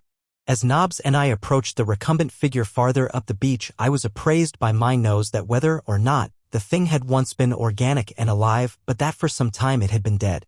Nobbs halted, sniffed, and growled. A little later he sat down upon his haunches, raised his muzzle to the heavens, and bade forth a most dismal howl. I shied a small stone at him and bade him shut up. His uncanny noise made me nervous. When I had come quite close to the thing, I still could not say whether it had been man or beast. The carcass was badly swollen and partly decomposed. There was no sign of clothing upon or about it. A fine, brownish hair covered the chest and abdomen and the face, the palms of the hands, the feet, the shoulders, and back were practically hairless. The creature must have been about the height of a fair-sized man. Its features were similar to those of a man, yet had it been a man? I could not say, for it resembled an ape no more than it did a man. Its large toes protruded laterally as do those of the semi-arboreal peoples of Borneo, the Philippines, and other remote regions where low types still persist. The countenance might have been that of a cross between Pithecanthropus, the Java ape-man, and a daughter of the Piltdown race of prehistoric Sussex. A wooden cudgel lay beside the corpse. Now this fact set me thinking. There was no wood of any description in sight. There was nothing about the beach to suggest a wrecked mariner. There was absolutely nothing about the body to suggest that it might possibly in life have known a maritime experience. It was the body of a low type of man or a high type of beast. In neither instance would it have been of a seafaring race. Therefore I deduced that it was native to Caprona, that it lived inland, and that it had fallen or been hurled from the cliffs above.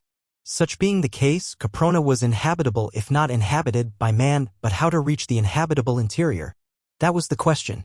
A closer view of the cliffs than had been afforded me from the deck of the U-33 only confirmed my conviction that no mortal man could scale those perpendicular heights. There was not a fingerhold, not a toehold, upon them. I turned away baffled. Nobbs and I met with no sharks upon our return journey to the submarine. My report filled everyone with theories and speculations and with renewed hope and determination. They all reasoned along the same lines that I had reasoned. The conclusions were obvious, but not the water. We were now thirstier than ever. The balance of that day we spent in continuing a minute and fruitless exploration of the monotonous coast. There was not another break in the frowning cliffs, not even another minute patch of pebbly beach. As the sun fell, so did our spirits. I had tried to make advances to the girl again, but she would have none of me, and so I was not only thirsty but otherwise sad and downhearted. I was glad when the new day broke the hideous spell of a sleepless night. The morning's search brought us no shred of hope. Caprona was impregnable, that was the decision of all, yet we kept on. It must have been about 2 bells of the afternoon watch that Bradley called my attention to the branch of a tree with leaves upon it, floating on the sea. It may have been carried down to the ocean by a river, he suggested. Yes, I replied, it may have tumbled or been thrown off the top of one of these cliffs. Bradley's face fell. I thought of that too, he replied, but I wanted to believe the other. Right you are. I cried. We must believe the other until we prove it false. We can't afford to give up heart now when we need heart most. The branch was carried down by a river and we are going to find that river. I smote my open palm with a clenched fist to emphasize a determination unsupported by hope. There. I cried suddenly. See that, Bradley? And I pointed at a spot closer to shore. See that, man? Some flowers and grasses and another leafy branch floated toward us. We both scanned the water and the coastline. Bradley evidently discovered something, or at least thought that he had. He called down for a bucket and a rope, and when they were passed up to him, he lowered the former into the sea and drew it in filled with water. Of this he took a taste and, straightening up, looked into my eyes with an expression of elation as much as to say, I told you so. This water is warm, he announced, and fresh. I grabbed the bucket and tasted its contents. The water was very warm and it was fresh, but there was a most unpleasant taste to it. Did you ever taste water from a stagnant pool full of tadpoles? Bradley asked. That's it, I exclaimed, that's just the taste exactly, though I haven't experienced it since boyhood, but how can water from a flowing stream taste thus, and what the dickens makes it so warm? It must be at least 70 or 80 Fahrenheit, possibly higher. Yes, agreed Bradley, I should say higher, but where does it come from? That is easily discovered now that we have found it, I answered. It can't come from the ocean, so it must come from the land. All that we have to do is follow it, and sooner or later we shall come upon its source. We were already rather close in, but I ordered the U-33's prow turned inshore and we crept slowly along, constantly dipping up the water and tasting it to assure ourselves that we didn't get outside the freshwater current. There was a very light offshore wind and scarcely any breakers, so that the approach to the shore was continued without finding bottom, yet though we were already quite close, we saw no indication of any indention in the coast from which even a tiny brooklet might issue, and certainly no mouth of a large river such as this must necessarily be to freshen the ocean even 200 yards from shore. The tide was running out, and this, together with the strong flow of the freshwater current, would have prevented our going against the cliffs even had we not been under power, as it was we had to buck the combined forces in order to hold our position at all. We came up to within 25 feet of the sheer wall, which loomed high above us. There was no break in its forbidding face. As we watched the face of the waters and searched the cliff's high face, Olsen suggested that the fresh water might come from a submarine geyser. This, he said, would account for its heat, but even as he spoke a bush, covered thickly with leaves and flowers, bubbled to the surface and floated off astern. Flowering shrubs don't thrive in the subterranean caverns from which geysers spring, suggested Bradley. Olsen shook his head. It beats me, he said. I've got it. I exclaimed suddenly. Look there. And I pointed at the base of the cliff ahead of us, which the receding tide was gradually exposing to our view. They all looked and all saw what I had seen, the top of a dark opening in the rock through which water was pouring out into the sea. It's the subterranean channel of an inland river, I cried. It flows through a land covered with vegetation and therefore a land upon which the sun shines. No subterranean caverns produce any order of plant life even remotely resembling what we have seen disgorged by this river. Beyond those cliffs lie fertile lands and fresh water, perhaps game. Ease, sir, said Olsen, behind the cliffs. Ye spoke a true word, sir, behind. Bradley laughed, a rather sorry laugh though. You might as well call our attention to the fact, sir, he said, that science has indicated that there is fresh water and vegetation on Mars. Not at all, I rejoined. A U-boat isn't constructed to navigate space, but it is designed to travel below the surface of the water. You be after sailin' into that blank pocket? Asked Olsen. I would, Olsen, I replied. We haven't one chance for life in 100,000 if we don't find food and water upon Caprona. This water coming out of the cliff is not salt, but neither is it fit to drink, though each of us has drunk. It is fair to assume that inland the river is fed by pure streams, that there are fruits and herbs and game. Shall we lie out here and die of thirst and starvation with a land of plenty possibly only a few hundred yards away? We have the means for navigating a subterranean river. Are we too cowardly to utilize this means? Be for going to it, said Olsen. I'm willing to see it through, agreed Bradley. Then under the bottom, why the best luck and give 'em hell, cried cried a young fellow who had been in the trenches. To the diving stations? I commanded, and in less than a minute the deck was deserted, the conning tower covers had slammed to, and the U-33 was submerging, possibly for the last time. I know that I had this feeling, and I think that most of the others did. As we went down, I sat in the tower with the searchlight projecting its seemingly feeble rays ahead. We submerged very slowly and without headway more than sufficient to keep her nose in the right direction, and as we went down, I saw outlined ahead of us the black opening in the great cliff. It was an opening that would have admitted a half-dozen U-boats at one and the same time, roughly cylindrical in contour and dark as the pit of perdition. As I gave the command which sent the U-33 slowly ahead, I could not but feel a certain uncanny presentiment of evil. Where were we going? What lay at the end of this great sewer? Had we bidden farewell forever to the sunlight and life, or were there before us dangers even greater than those which we now faced? I tried to keep my mind from vain imagining by calling everything which I observed to the eager ears below. I was the eyes of the whole company, and I did my best not to fail them. We had advanced 100 yards, perhaps, when our first danger confronted us. Just ahead was a sharp right-angle turn in the tunnel. I could see the river's flotsam hurtling against the rocky wall upon the left as it was driven on by the mighty current, and I feared for the safety of the U-33 in making so sharp a turn under such adverse conditions. But there was nothing for it but to try. I didn't warn my fellows of the danger it could have but caused them useless apprehension, for if we were to be smashed against the rocky wall, no power on earth could avert the quick end that would come to us. I gave the command full speed ahead and went charging toward the menace. I was forced to approach the dangerous left-hand wall in order to make the turn, and I depended upon the power of the motors to carry us through the surging waters in safety. Well, we made it, but it was a narrow squeak.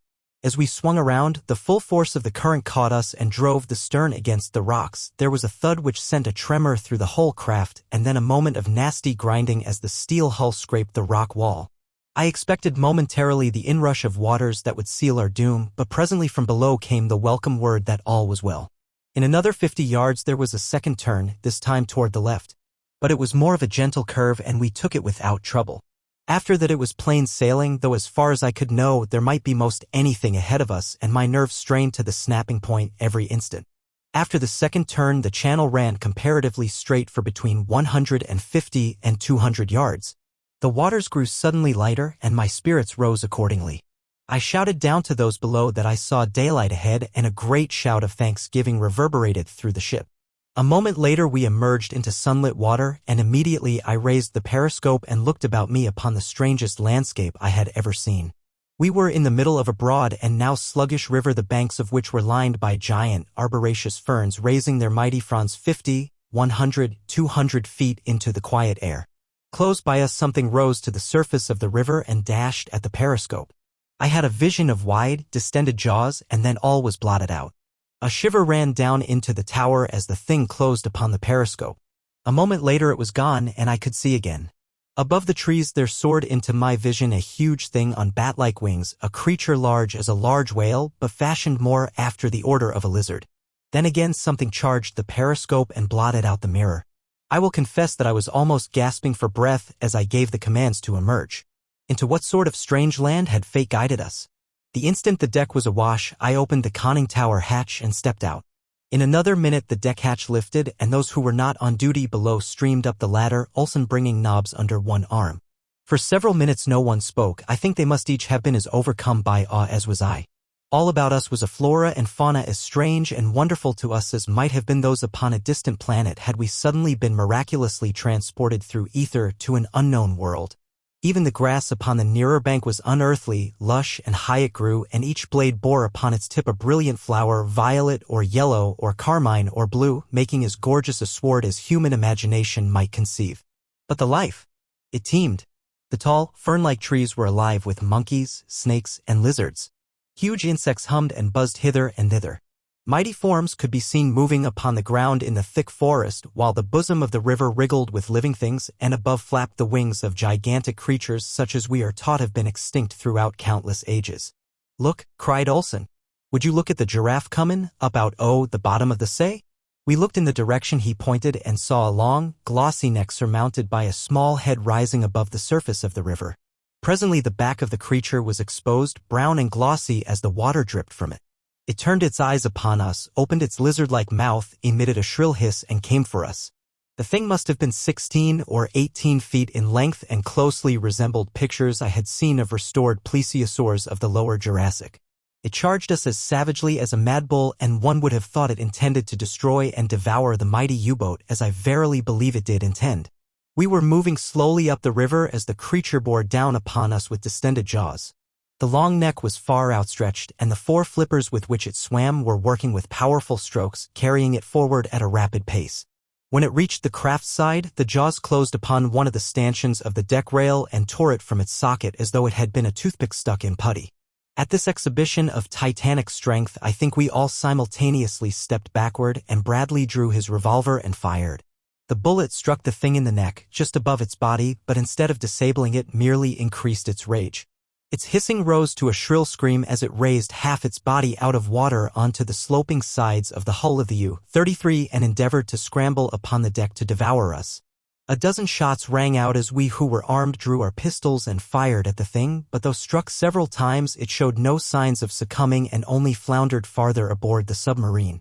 I had noticed that the girl had come on deck and was standing not far behind me, and when I saw the danger to which we were all exposed, I turned and forced her toward the hatch.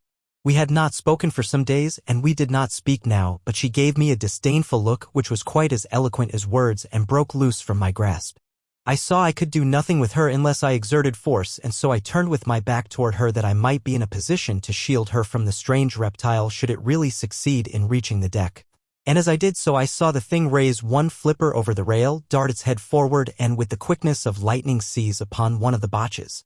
I ran forward, discharging my pistol into the creature's body in an effort to force it to relinquish its prey, but I might as profitably have shot at the sun. Shrieking and screaming, the German was dragged from the deck, and the moment the reptile was clear of the boat, it dived beneath the surface of the water with its terrified prey. I think we were all more or less shaken by the frightfulness of the tragedy until Olsen remarked that the balance of power now rested where it belonged. Following the death of Benson, we had been 9 and 9, 9 Germans and 9 allies, as we called ourselves. Now there were but 8 Germans. We never counted the girl on either side, I suppose because she was a girl, though we knew well enough now that she was ours. And so Olsen's remark helped to clear the atmosphere for the Allies at least, and then our attention was once more directed toward the river, for around us there had sprung up a perfect bedlam of screams and hisses and a seething cauldron of hideous reptiles, devoid of fear and filled only with hunger and with rage. They clambered, squirmed, and wriggled to the deck, forcing us steadily backward, though we emptied our pistols into them. There were all sorts and conditions of horrible things, huge, hideous, grotesque, monstrous, a veritable Mesozoic nightmare. I saw that the girl was gotten below as quickly as possible, and she took Nobbs with her. Poor Nobbs had nearly barked his head off, and I think, too, that for the first time since his littlest puppyhood he had known fear, nor can I blame him. After the girl I sent Bradley and most of the Allies, and then the Germans who were on deck, von Schoenvorts being still in irons below. The creatures were approaching perilously close before I dropped through the hatchway and slammed down the cover. Then I went into the tower and ordered full speed ahead, hoping to distance the fearsome things, but it was useless. Not only could any of them easily outdistance the U-33, but the further upstream we progressed, the greater the number of our besiegers, until fearful of navigating a strange river at high speed, I gave orders to reduce and moved slowly and majestically through the plunging, hissing mass. I was mighty glad that our entrance into the interior of Caprona had been inside a submarine rather than in any other form of vessel. I could readily understand how it might have been that Caprona had been invaded in the past by venturesome navigators without word of it ever reaching the outside world, for I can assure you that only by submarine could man pass up that great sluggish river alive. We proceeded up the river for some 40 miles before darkness overtook us. I was afraid to submerge and lie on the bottom overnight for fear that the mud might be deep enough to hold us, and as we could not hold with the anchor, I ran in close to shore, and in a brief interim of attack from the reptiles we made fast to a large tree. We also dipped up some of the river water and found it, though quite warm, a little sweeter than before. We had food enough, and with the water we were all quite refreshed, but we missed fresh meat. It had been weeks, now, since we had tasted it, and the sight of the reptiles gave me an idea that a steak or two from one of them might not be bad eating. So I went on deck with a rifle, 20 of which were aboard the U-33. At sight of me a huge thing charged and climbed to the deck. I retreated to the top of the conning tower, and when it had raised its mighty bulk to the level of the little deck on which I stood, I let it have a bullet right between the eyes. The thing stopped then and looked at me a moment as much as to say, "Why, this thing has a stinger. I must be careful." And then it reached out its long neck and opened its mighty jaws and grabbed for me, but I wasn't there. I had tumbled backward into the tower, and I mighty near killed myself doing it. When I glanced up, that little head on the end of its long neck was coming straight down on top of me, and once more I tumbled into greater safety, sprawling upon the floor of the central. Olsen was looking up and seeing what was poking about in the tower, ran for an axe, nor did he hesitate a moment when he returned with one, but sprang up the ladder and commenced chopping away at that hideous face. The thing didn't have sufficient brain pan to entertain more than a single idea at once. Though chopped and hacked, and with a bullet hole between its eyes, it still persisted madly in its attempt to get inside the tower and devour Olsen, though its body was many times the diameter of the hatch. Nor did it cease its efforts until after Olsen had succeeded in decapitating it. Then the two men went on deck through the main hatch, and while one kept watch, the other cut a hind quarter off Plesiosaurus olsoni, as Bradley dubbed the thing. Meantime Olsen cut off the long neck, saying that it would make fine soup. By the time we had cleared away the blood and refuse in the tower, the cook had juicy steaks and a steaming broth upon the electric stove, and the aroma arising from P. Olsoni filled us all with a hitherto unfelt admiration for him and all his kind. Chapter 5. The steaks we had that night, and they were fine, and the following morning we tasted the broth. It seemed odd to be eating a creature that should, by all the laws of paleontology, have been extinct for several million years. It gave one a feeling of newness that was almost embarrassing, although it didn't seem to embarrass our appetites. Olsen ate until I thought he would burst. The girl ate with us that night at the little officer's mess just back of the torpedo compartment. The narrow table was unfolded, the 4 stools were set out, and for the first time in days we sat down to eat, and for the first time in weeks we had something to eat other than the monotony of the short rations of an impoverished U-boat. Nobbs sat between the girl and me and was fed with morsels of the plesiosaurus steak at the risk of forever contaminating his manners. He looked at me sheepishly all the time, for he knew that no well-bred dog should eat at table, but the poor fellow was so wasted from improper food that I couldn't enjoy my own meal had he been denied an immediate share in it, and anyway Liz wanted to feed him. So there you are. Liz was coldly polite to me and sweetly gracious to Bradley and Olsen. She wasn't of the gushing type, I knew, so I didn't expect much from her and was duly grateful for the few morsels of attention she threw upon the floor to me. We had a pleasant meal with only one unfortunate occurrence when Olsen suggested that possibly the creature we were eating was the same one that ate the German. It was some time before we could persuade the girl to continue her meal, but at last Bradley prevailed upon her, pointing out that we had come upstream nearly 40 miles since the Bosch had been seized, and that during the time we had seen literally thousands of these denizens of the river, indicating that the chances were very remote that this was the same plesiosaur. And anyway, he concluded, it was only a scheme of Mr. Olsen's to get all the steaks for himself. We discussed the future and ventured opinions as to what lay before us, but we could only theorize at best, for none of us knew. If the whole land was infested by these and similar horrid monsters, life would be impossible upon it. And we decided that we would only search long enough to find and take aboard fresh water and such meat and fruits as might be safely procurable, and then retrace our way beneath the cliffs to the open sea. And so at last we turned into our narrow bunks, hopeful, happy, and at peace with ourselves, our lives, and our God, to awaken the following morning refreshed and still optimistic. We had an easy time getting away, as we learned later, because the saurians do not commence to feed until late in the morning. From noon to midnight their curve of activity is at its height, while from dawn to about 9 o'clock it is lowest. As a matter of fact, we didn't see one of them all the time we were getting underway, though I had the cannon raised to the deck and manned against an assault. I hoped, but I was none too sure, that shells might discourage them. The trees were full of monkeys of all sizes and shades, and once we thought we saw a man-like creature watching us from the depth of the forest. Shortly after we resumed our course upstream, we saw the mouth of another and smaller river emptying into the main channel from the south, that is, upon our right, and almost immediately after we came upon a large island 5 or 6 miles in length. And at 50 miles there was a still larger river than the last, coming in from the northwest, the course of the main stream having now changed to northeast by southwest. The water was quite free from reptiles, and the vegetation upon the banks of the river had altered to more open and park-like forest, with eucalyptus and acacia mingled with a scattering of tree ferns, as though 2 distinct periods of geologic time had overlapped and merged. The grass, too, was less flowering, though there were still gorgeous patches mottling the greensward, and lastly, the fauna was less multitudinous. 6 or 7 miles farther, and the river widened considerably. Before us opened an expanse of water to the farther horizon, and then we sailed out upon an inland sea so large that only a shoreline upon our side was visible to us. The waters all about us were alive with life. There were still a few reptiles, but there were fish by the thousands, by the millions. The water of the inland sea was very warm, almost hot, and the atmosphere was hot and heavy above it. It seemed strange that beyond the buttressed walls of Caprona icebergs floated and the south wind was biting, for only a gentle breeze moved across the face of these living waters, and that was damp and warm. Gradually we commenced to divest ourselves of our clothing, retaining only sufficient for modesty, but the sun was not hot. It was more the heat of a steam room than of an oven. We coasted up the shore of the lake in a northwesterly direction, sounding all the time.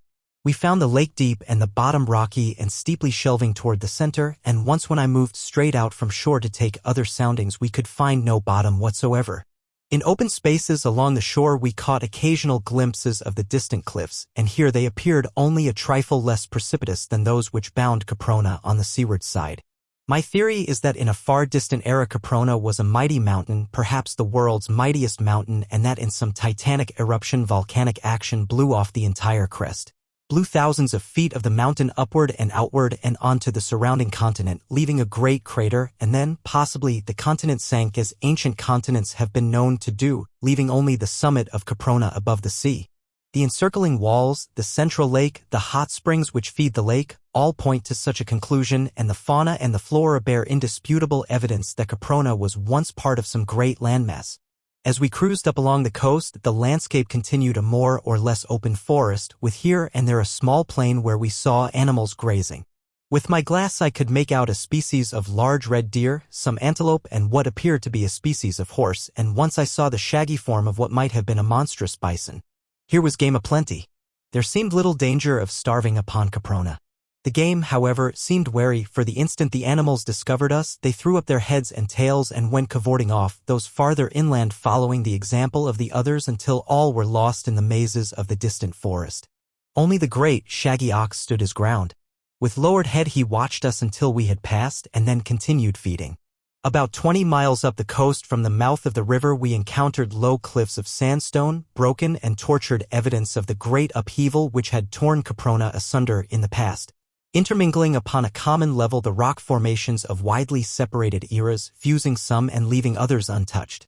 We ran along beside them for a matter of 10 miles, arriving off a broad cleft which led into what appeared to be another lake. As we were in search of pure water, we did not wish to overlook any portion of the coast, and so after sounding and finding that we had ample depth, I ran the U-33 between headlands into as pretty a landlocked harbor as sailormen could care to see, with good water right up to within a few yards of the shore. As we cruised slowly along, two of the botches again saw what they believed to be a man or man-like creature watching us from a fringe of trees 100 yards inland, and shortly after we discovered the mouth of a small stream emptying into the bay.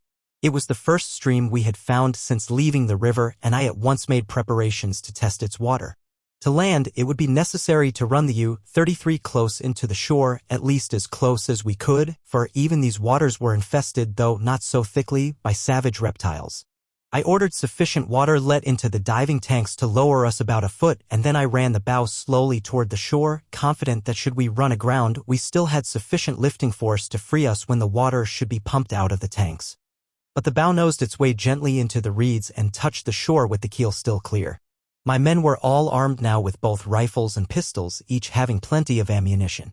I ordered one of the Germans ashore with a line and sent 2 of my own men to guard him, for from what little we had seen of Caprona, or Casbah as we learned later to call the interior, we realized that any instant some new and terrible danger might confront us.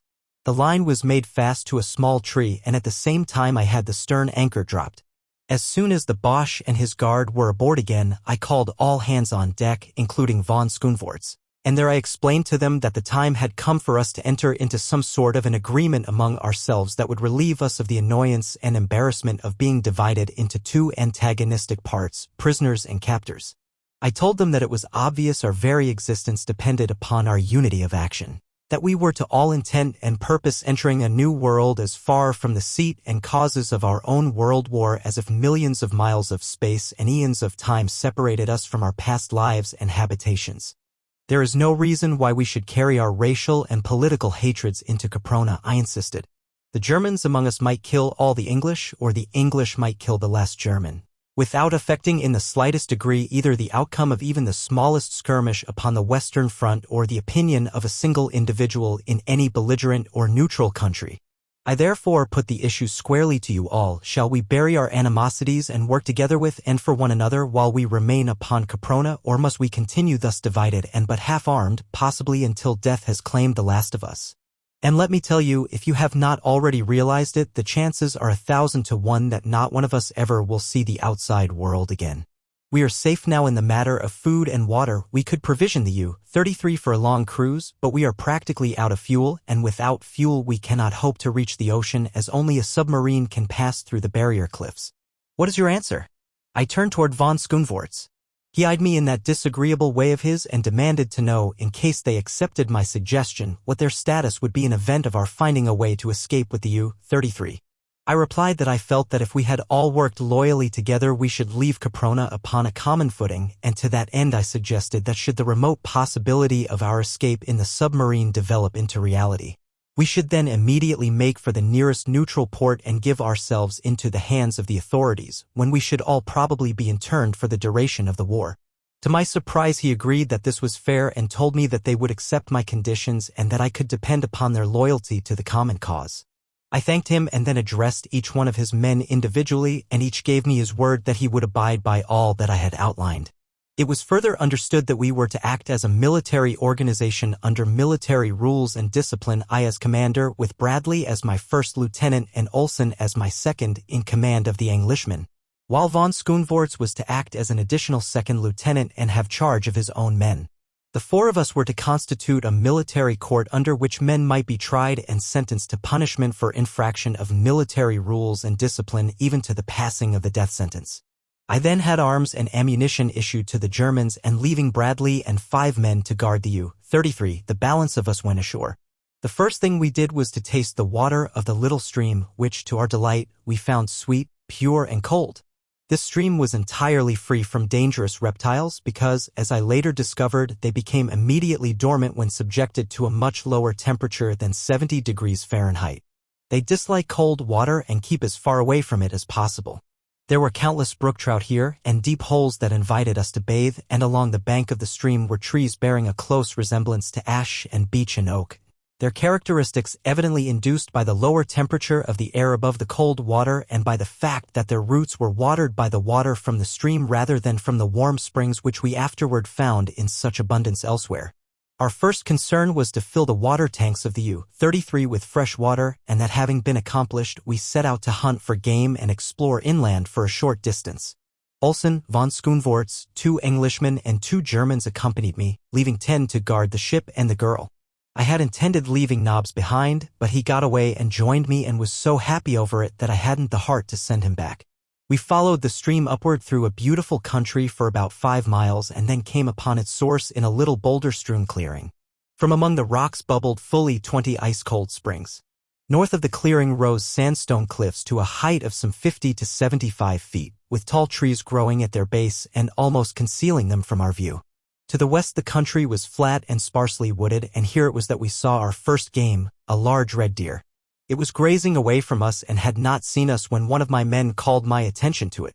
Motioning for silence and having the rest of the party lie down, I crept toward the quarry, accompanied only by Whiteley. We got within 100 yards of the deer when he suddenly raised his antlered head and pricked up his great ears. We both fired at once and had the satisfaction of seeing the buck drop, then we ran forward to finish him with our knives. The deer lay in a small open space close to a clump of acacias, and we had advanced to within several yards of our kill when we both halted suddenly and simultaneously. Whiteley looked at me and I looked at Whiteley, and then we both looked back in the direction of the deer. "Blime," he said. "What is hit, sir?" "It looks to me, Whiteley, like an error," I said. "Some assistant god who had been creating elephants must have been temporarily transferred to the lizard department." "I wouldn't ask why that, sir," said Whiteley. "It sounds blasphemous." "It is no more blasphemous than that thing which is swiping our meat," I replied, for whatever the thing was, it had leaped upon our deer and was devouring it in great mouthfuls which it swallowed without mastication. The creature appeared to be a great lizard at least 10 feet high, with a huge, powerful tail as long as its torso, mighty hind legs, and short forelegs. When it had advanced from the wood, it hopped much after the fashion of a kangaroo, using its hind feet and tail to propel it, and when it stood erect, it sat upon its tail. Its head was long and thick, with a blunt muzzle, and the opening of the jaws ran back to a point behind the eyes, and the jaws were armed with long, sharp teeth. The scaly body was covered with black and yellow spots about a foot in diameter and irregular in contour. These spots were outlined in red with edgings about an inch wide. The underside of the chest, body, and tail were a greenish-white. "That's why we pot the bloomin' bird, sir," suggested Whiteley. I told him to wait until I gave the word, then we would fire simultaneously, he at the heart and I at the spine. "Hat the sir?" "Yes, sir," he replied, and raised his piece to his shoulder. Our shots rang out together. The thing raised its head and looked about until its eyes rested upon us, then it gave vent to a most appalling hiss that rose to the crescendo of a terrific shriek and came for us. "Beat it, Whiteley," I cried as I turned to run. We were about a quarter of a mile from the rest of our party and in full sight of them as they lay in the tall grass watching us. That they saw all that had happened was evidenced by the fact that they now rose and ran toward us, and at their head leaped Nobbs. The creature in our rear was gaining on us rapidly when Nobbs flew past me like a meteor and rushed straight for the frightful reptile. I tried to recall him, but he would pay no attention to me, and as I couldn't see him sacrificed, I too stopped and faced the monster. The creature appeared to be more impressed with Nobbs than by us and our firearms, for it stopped as the Airedale dashed at it growling and struck at him viciously with its powerful jaws. Nobbs, though, was lightning by comparison with the slow-thinking beast and dodged his opponent's thrust with ease. Then he raced to the rear of the tremendous thing and seized it by the tail. There Nobbs made the error of his life. Within that mottled organ were the muscles of a titan, the force of a dozen mighty catapults, and the owner of the tail was fully aware of the possibilities which it contained. With a single flip of the tip it sent Nobbs sailing through the air 100 feet above the ground, straight back into the clump of acacias from which the beast had leaped upon our kill, and then the grotesque thing sank lifeless to the ground.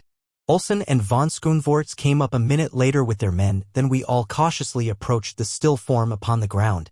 The creature was quite dead, and an examination resulted in disclosing the fact that Whiteley's bullet had pierced its heart and mine had severed the spinal cord. "But why didn't it die instantly?" I exclaimed. "Because," said von Schoenvorts in his disagreeable way, "the beast is so large and its nervous organization of so low a caliber that it took all this time for the intelligence of death to reach and be impressed upon the minute brain. The thing was dead when your bullets struck it, but it did not know it for several seconds, possibly a minute. If I am not mistaken, it is an Allosaurus of the Upper Jurassic, remains of which have been found in central Wyoming, in the suburbs of New York." An Irishman by the name of Brady grinned. I afterward learned that he had served 3 years on the traffic squad of the Chicago police force. I had been calling Nobbs in the meantime and was about to set out in search of him, fearing, to tell the truth, to do so lest I find him mangled and dead among the trees of the acacia grove, when he suddenly emerged from among the boles, his ears flattened, his tail between his legs and his body screwed into a suppliant S. He was unharmed except for minor bruises, but he was the most chastened dog I have ever seen. We gathered up what was left of the red deer after skinning and cleaning it and set out upon our return journey toward the U-boat. On the way, Olsen, von Schoenvorts, and I discussed the needs of our immediate future, and we were unanimous in placing foremost the necessity of a permanent camp on shore. The interior of a U-boat is about as impossible and uncomfortable an abiding place as one can well imagine, and in this warm climate and in warm water it was almost unendurable. So we decided to construct a palisade camp. Chapter 6. As we strolled slowly back toward the boat, planning and discussing this, we were suddenly startled by a loud and unmistakable detonation. "A shell from the U-33, exclaimed von Schoenvorts. "What can be after signifying?" queried Olsen. "They are in trouble," I answered for all, "and it's up to us to get back to them. Drop that carcass," I directed the men carrying the meat, "and follow me." I set off at a rapid run in the direction of the harbor. We ran for the better part of a mile without hearing anything more from the direction of the harbor, and then I reduced the speed to a walk, for the exercise was telling on us who had been cooped up for so long in the confined interior of the U-33. Puffing and panting, we plodded on until within about a mile of the harbor we came upon a sight that brought us all up standing. We had been passing through a little heavier timber than was usual to this part of the country when we suddenly emerged into an open space in the center of which was such a band as might have caused the most courageous to pause. It consisted of upward of 500 individuals representing several species closely allied to man. There were anthropoid apes and gorillas. These I had no difficulty in recognizing, but there were other forms which I had never before seen, and I was hard put to it to say whether they were ape or man. Some of them resembled the corpse we had found upon the narrow beach against Caprona's seawall, while others were of a still lower type, more nearly resembling the apes, and yet others were uncannily manlike, standing there erect, being less hairy and possessing better-shaped heads. There was one among the lot, evidently the leader of them, who bore a close resemblance to the so-called Neanderthal man of La Chapelle aux Saints. There was the same short, stocky trunk upon which rested an enormous head habitually bent forward into the same curvature as the back, the arms shorter than the legs, and the lower leg considerably shorter than that of modern man. The knees bent forward and never straightened. This creature, and one or two others who appeared to be of a lower order than he, yet higher than that of the apes, carried heavy clubs. The others were armed only with giant muscles and fighting fangs, nature's weapons. All were males and all were entirely naked, nor was there upon even the highest among them a sign of ornamentation. At sight of us they turned with bared fangs and low growls to confront us. I did not wish to fire among them unless it became absolutely necessary, and so I started to lead my party around them, but the instant that the Neanderthal man guessed my intention he evidently attributed it to cowardice upon our part, and with a wild cry he leaped toward us, waving his cudgel above his head. The others followed him, and in a minute we should have been overwhelmed. I gave the order to fire, and at the first volley 6 of them went down, including the Neanderthal man. The others hesitated a moment and then broke for the trees, some running nimbly among the branches, while others lost themselves to us between the boles. Both von Schoenvorts and I noticed that at least 2 of the higher, man-like types took to the trees quite as nimbly as the apes, while others that more nearly approached man in carriage and appearance sought safety upon the ground with the gorillas. An examination disclosed that 5 of our erstwhile opponents were dead and the 6th, the Neanderthal man, was but slightly wounded, a bullet having glanced from his thick skull, stunning him. We decided to take him with us to camp, and by means of belts we managed to secure his hands behind his back and place a leash around his neck before he regained consciousness. We then retraced our steps for our meat, being convinced by our own experience that those aboard the U-33 had been able to frighten off this party with a single shell, but when we came to where we had left the deer it had disappeared. On the return journey Whiteley and I preceded the rest of the party by about 100 yards in the hope of getting another shot at something edible, for we were all greatly disgusted and disappointed by the loss of our venison. Whiteley and I advanced very cautiously, and not having the whole party with us, we fared better than on the journey out, bagging 2 large antelope not a half-mile from the harbor, so with our game and our prisoner we made a cheerful return to the boat, where we found that all were safe. On the shore a little north of where we lay there were the corpses of 20 of the wild creatures who had attacked Bradley and his party in our absence, and the rest of whom we had met and scattered a few minutes later. We felt that we had taught these wild apemen a lesson and that because of it we would be safer in the future, at least safer from them, but we decided not to abate our carefulness one whit, feeling that this new world was filled with terrors still unknown to us. Nor were we wrong. The following morning we commenced work upon our camp, Bradley, Olsen, von Schoenvorts, Miss LaRue, and I having sat up half the night discussing the matter and drawing plans. We set the men at work felling trees, selecting for the purpose jarrah, a hard, weather-resisting timber which grew in profusion nearby. Half the men labored while the other half stood guard, alternating each hour with an hour off at noon. Olsen directed this work. Bradley, von Schoenvorts, and I, with Miss LaRue's help, staked out the various buildings and the outer wall. When the day was done, we had quite an array of logs nicely notched and ready for our building operations on the morrow, and we were all tired, for after the buildings had been staked out we all fell in and helped with the logging, all but von Schoenvorts. He, being a Prussian and a gentleman, couldn't stoop to such menial labor in the presence of his men, and I didn't see fit to ask it of him, as the work was purely voluntary upon our part. He spent the afternoon shaping a swagger stick from the branch of jarrah and talking with Miss LaRue, who had sufficiently unbent toward him to notice his existence. We saw nothing of the wild men of the previous day, and only once were we menaced by any of the strange denizens of Caprona when some frightful nightmare of the sky swooped down upon us, only to be driven off by a fusillade of bullets. The thing appeared to be some variety of pterodactyl, and what with its enormous size and ferocious aspect was most awe-inspiring. There was another incident, too, which to me at least was far more unpleasant than the sudden onslaught of the prehistoric reptile. 2 of the men, both Germans, were stripping a felled tree of its branches. Von Schoenvorts had completed his swagger stick and he and I were passing close to where the two worked. One of them threw to his rear a small branch that he had just chopped off, and as misfortune would have it, it struck von Schoenvorts across the face.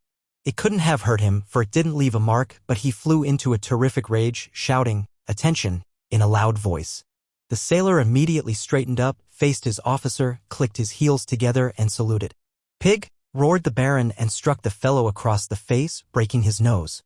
I grabbed von Schoenvorts' arm and jerked him away before he could strike again, if such had been his intention, and then he raised his little stick to strike me. But before it descended, the muzzle of my pistol was against his belly, and he must have seen in my eyes that nothing would suit me better than an excuse to pull the trigger. Like all his kind and all other bullies, von Schoenvorts was a coward at heart, and so he dropped his hand to his side and started to turn away, but I pulled him back, and there before his men I told him that such a thing must never again occur. That no man was to be struck or otherwise punished other than in due process of the laws that we had made and the court that we had established.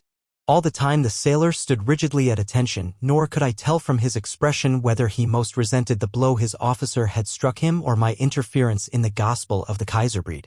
Nor did he move until I said to him, "Plesser, you may return to your quarters and dress your wound." Then he saluted and marched stiffly off toward the U-33. Just before dusk we moved out into the bay 100 yards from shore and dropped anchor, for I felt that we should be safer there than elsewhere. I also detailed men to stand watch during the night and appointed Olsen officer of the watch for the entire night, telling him to bring his blankets on deck and get what rest he could. At dinner we tasted our first roast caprona antelope, and we had a mess of greens that the cook had found growing along the stream. All during the meal von Schoenvorts was silent and surly. After dinner we all went on deck and watched the unfamiliar scenes of a Capronian night, that is, all but von Schoenvorts. There was less to see than to hear.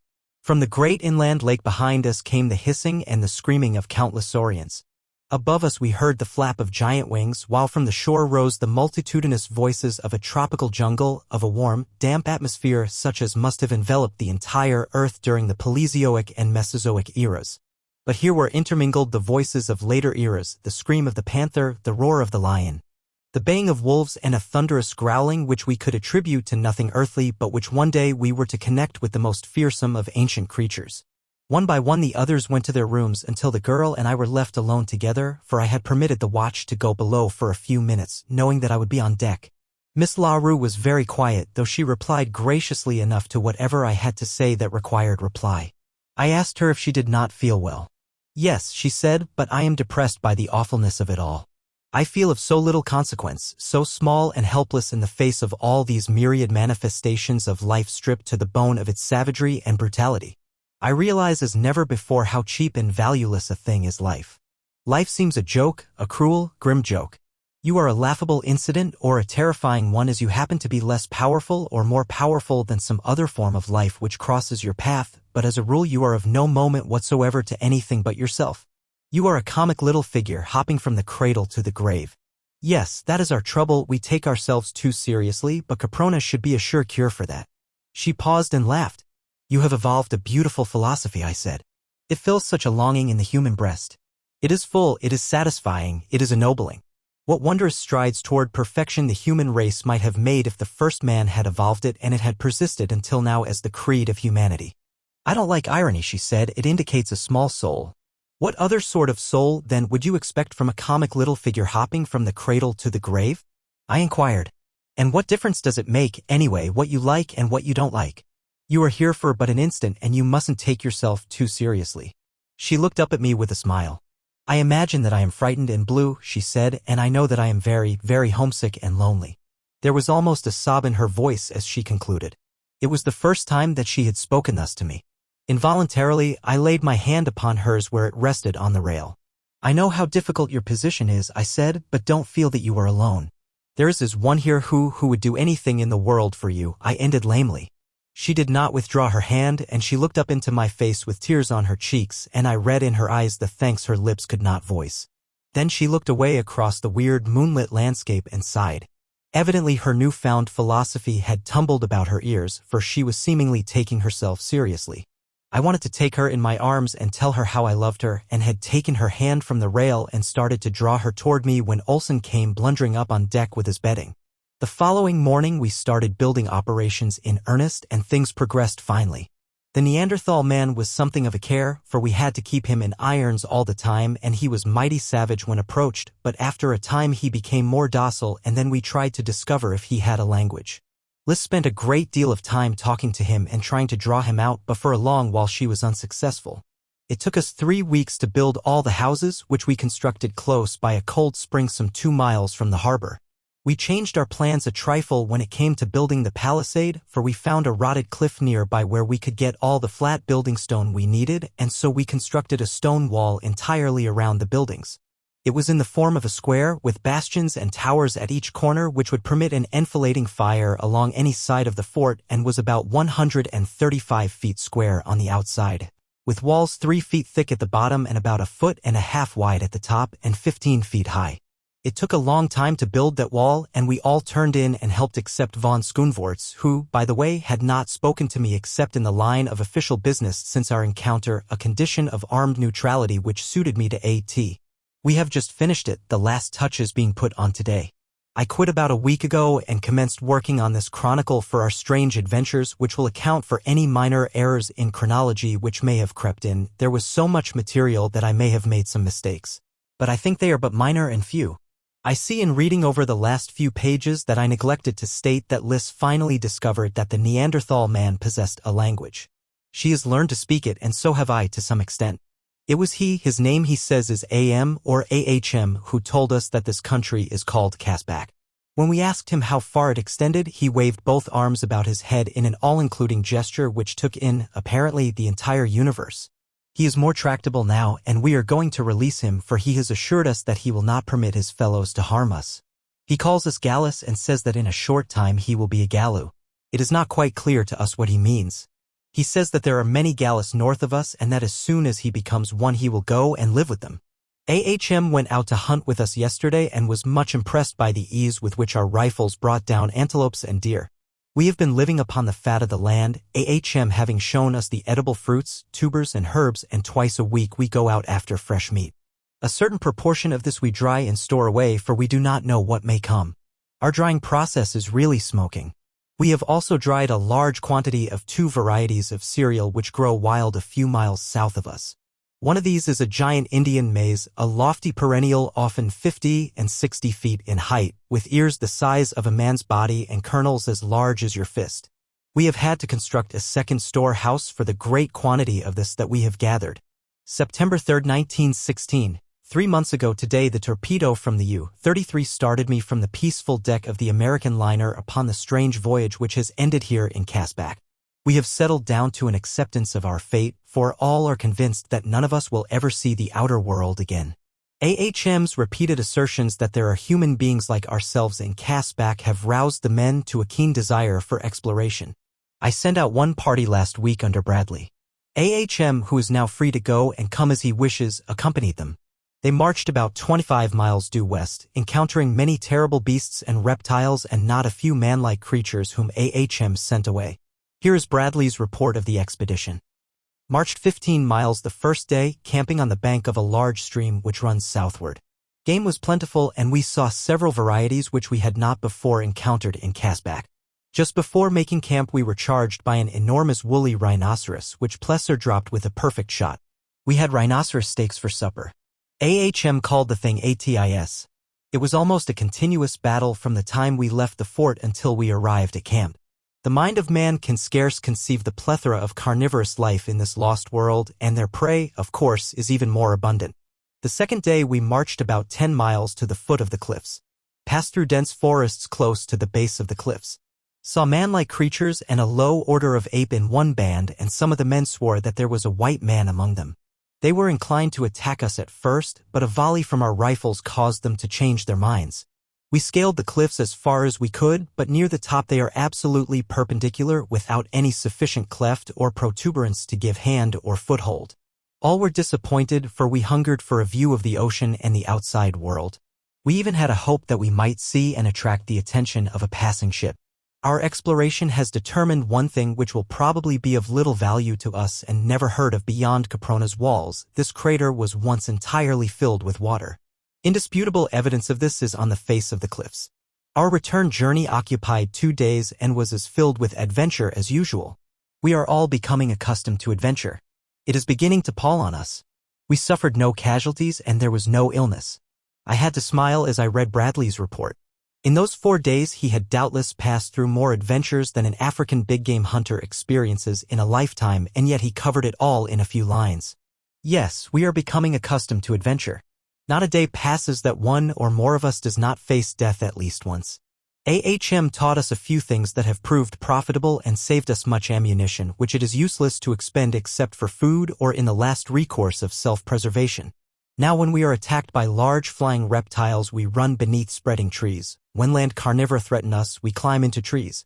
And we have learned not to fire at any of the dinosaurs unless we can keep out of their reach for at least 2 minutes after hitting them in the brain or spine, or 5 minutes after puncturing their hearts. It takes them so long to die. To hit them elsewhere is worse than useless, for they do not seem to notice it, and we had discovered that such shots do not kill or even disable them. September 7, 1916, much has happened since I last wrote. Bradley is away again on another exploration expedition to the cliffs. He expects to be gone several weeks and to follow along their base in search of a point where they may be scaled. He took Sinclair, Brady, James, and Tippett with him. AHM has disappeared. He has been gone about 3 days, but the most startling thing I have on record is that von Schoenvorts and Olsen, while out hunting the other day, discovered oil about 15 miles north of us beyond the sandstone cliffs. Olsen says there is a geyser of oil there, and von Schoenvorts is making preparations to refine it. If he succeeds, we shall have the means for leaving Casbah and returning to our own world. I can scarce believe the truth of it.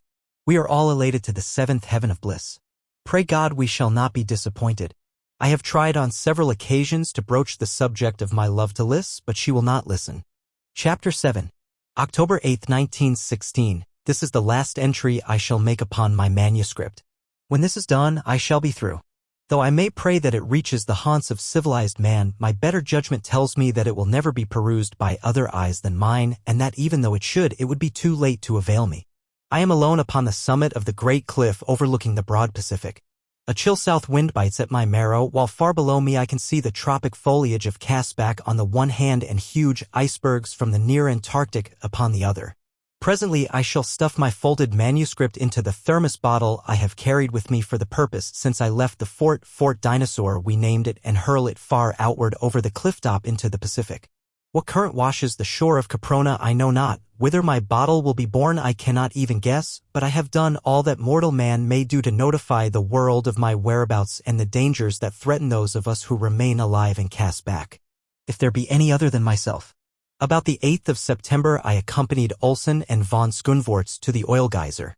Liz came with us and we took a number of things which von Schoenvorts wanted for the purpose of erecting a crude refinery. We went up the coast some 10 or 12 miles in the U-33, tying up to shore near the mouth of a small stream which emptied great volumes of crude oil into the sea. I find it difficult to call this great lake by any other name. Then we disembarked and went inland about 5 miles, where we came upon a small lake entirely filled with oil, from the center of which a geyser of oil spouted. On the edge of the lake we helped von Schoenvorts build his primitive refinery. We worked with him for 2 days until he got things fairly well started, and then we returned to Fort Dinosaur, as I feared that Bradley might return and be worried by our absence. The U-33 merely landed those of us that were to return to the fort and then retraced its course toward the oil well. Olsen, Whiteley, Wilson, Miss LaRue, and myself disembarked, while von Schoenvorts and his German crew returned to refine the oil. The next day Plesser and 2 other Germans came down overland for ammunition. Plesser said they had been attacked by wild men and had exhausted a great deal of ammunition. He also asked permission to get some dried meat and maize, saying that they were so busy with the work of refining that they had no time to hunt.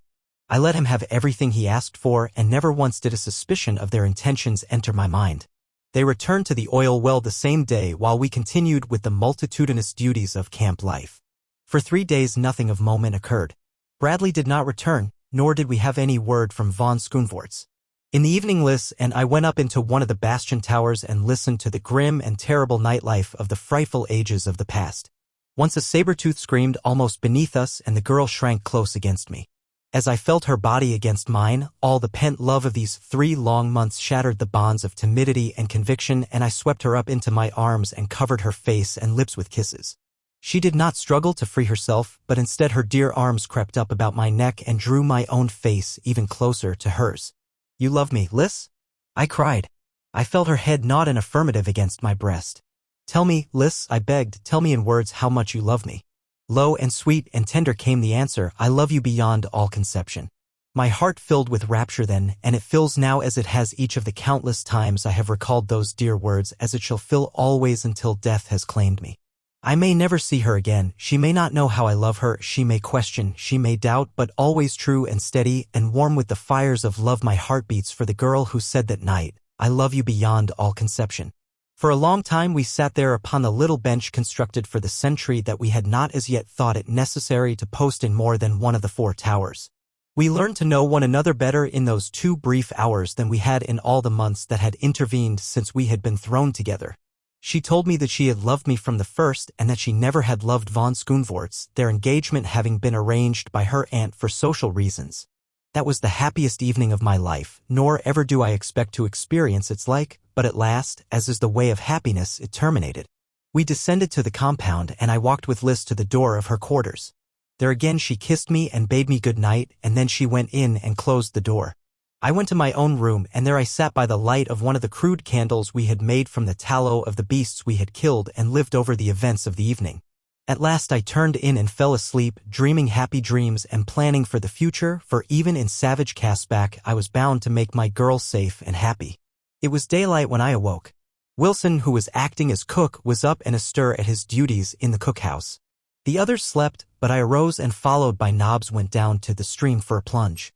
As was our custom, I went armed with both rifle and revolver, but I stripped and had my swim without further disturbance than the approach of a large hyena, a number of which occupied caves in the sandstone cliffs north of the camp. These brutes are enormous and exceedingly ferocious. I imagine they correspond with the cave hyena of prehistoric times. This fellow charged Nobbs, whose Capronian experiences had taught him that discretion is the better part of valor, with the result that he dived head foremost into the stream beside me after giving vent to a series of ferocious growls which had no more effect upon hyena Spelius than might a sweet smile upon an enraged tusker. Afterward I shot the beast, and Nobbs had a feast while I dressed, for he had become quite a raw meat eater during our numerous hunting expeditions, upon which we always gave him a portion of the kill. Whiteley and Olson were up and dressed when we returned, and we all sat down to a good breakfast. I could not but wonder at Liz's absence from the table, for she had always been one of the earliest risers in camp, so about 9 o'clock, becoming apprehensive lest she might be indisposed, I went to the door of her room and knocked. I received no response, though I finally pounded with all my strength. Then I turned the knob and entered, only to find that she was not there. Her bed had been occupied, and her clothing lay where she had placed it the previous night upon retiring, but Liz was gone. To say that I was distracted with terror would be to put it mildly. Though I knew she could not be in camp, I searched every square inch of the compound and all the buildings, yet without avail. It was Whiteley who discovered the first clue, a huge human-like footprint in the soft earth beside the spring and indications of a struggle in the mud. Then I found a tiny handkerchief close to the outer wall. Liz had been stolen. It was all too plain. Some hideous member of the ape-man tribe had entered the fort and carried her off. While I stood stunned and horrified at the frightful evidence before me, there came from the direction of the Great Lake an increasing sound that rose to the volume of a shriek. We all looked up as the noise approached apparently just above us, and a moment later there followed a terrific explosion which hurled us to the ground. When we clambered to our feet, we saw a large section of the west wall torn and shattered. It was Olson who first recovered from his daze sufficiently to guess the explanation of the phenomenon. "A shell," he cried. "And there ain't no shells in Casbah besides what's on the U-33. The dirty botches are shellin' the fort. Come on." And he grasped his rifle and started on a run toward the lake. It was over 2 miles, but we did not pause until the harbor was in view, and still we could not see the lake because of the sandstone cliffs which intervened. We ran as fast as we could around the lower end of the harbor, scrambled up the cliffs, and at last stood upon their summit in full view of the lake. Far away down the coast, toward the river through which we had come to reach the lake, we saw upon the surface the outline of the U-33, black smoke vomiting from her funnel. Von Schoonvoorts had succeeded in refining the oil. The cur had broken his every pledge and was leaving us there to our fates. He had even shelled the fort as a parting compliment, nor could anything have been more truly Prussian than this leave-taking of the Baron Friedrich von Schoonvoorts. Olson, Whiteley, Wilson, and I stood for a moment looking at one another. It seemed incredible that man could be so perfidious that we had really seen with our own eyes the thing that we had seen, but when we returned to the fort, the shattered wall gave us ample evidence that there was no mistake. Then we began to speculate as to whether it had been an ape-man or a Prussian that had abducted Liss. From what we knew of von Schoenvorts, we would not have been surprised at anything from him, but the footprints by the spring seemed indisputable evidence that one of Caprona's undeveloped men had borne off the girl I loved. As soon as I had assured myself that such was the case, I made my preparations to follow and rescue her. Olson, Whiteley, and Wilson each wished to accompany me, but I told them that they were needed here, since with Bradley's party still absent and the Germans gone, it was necessary that we conserve our force as far as might be possible. Chapter 8. It was a sad leave-taking as in silence I shook hands with each of the 3 remaining men. Even Per Nobbs appeared dejected as we quit the compound and set out upon the well-marked spoor of the abductor. Not once did I turn my eyes backward toward Fort Dinosaur. I have not looked upon it since, nor in all likelihood shall I ever look upon it again. The trail led northwest until it reached the western end of the sandstone cliffs to the north of the fort. There it ran into a well-defined path which wound northward into a country we had not as yet explored.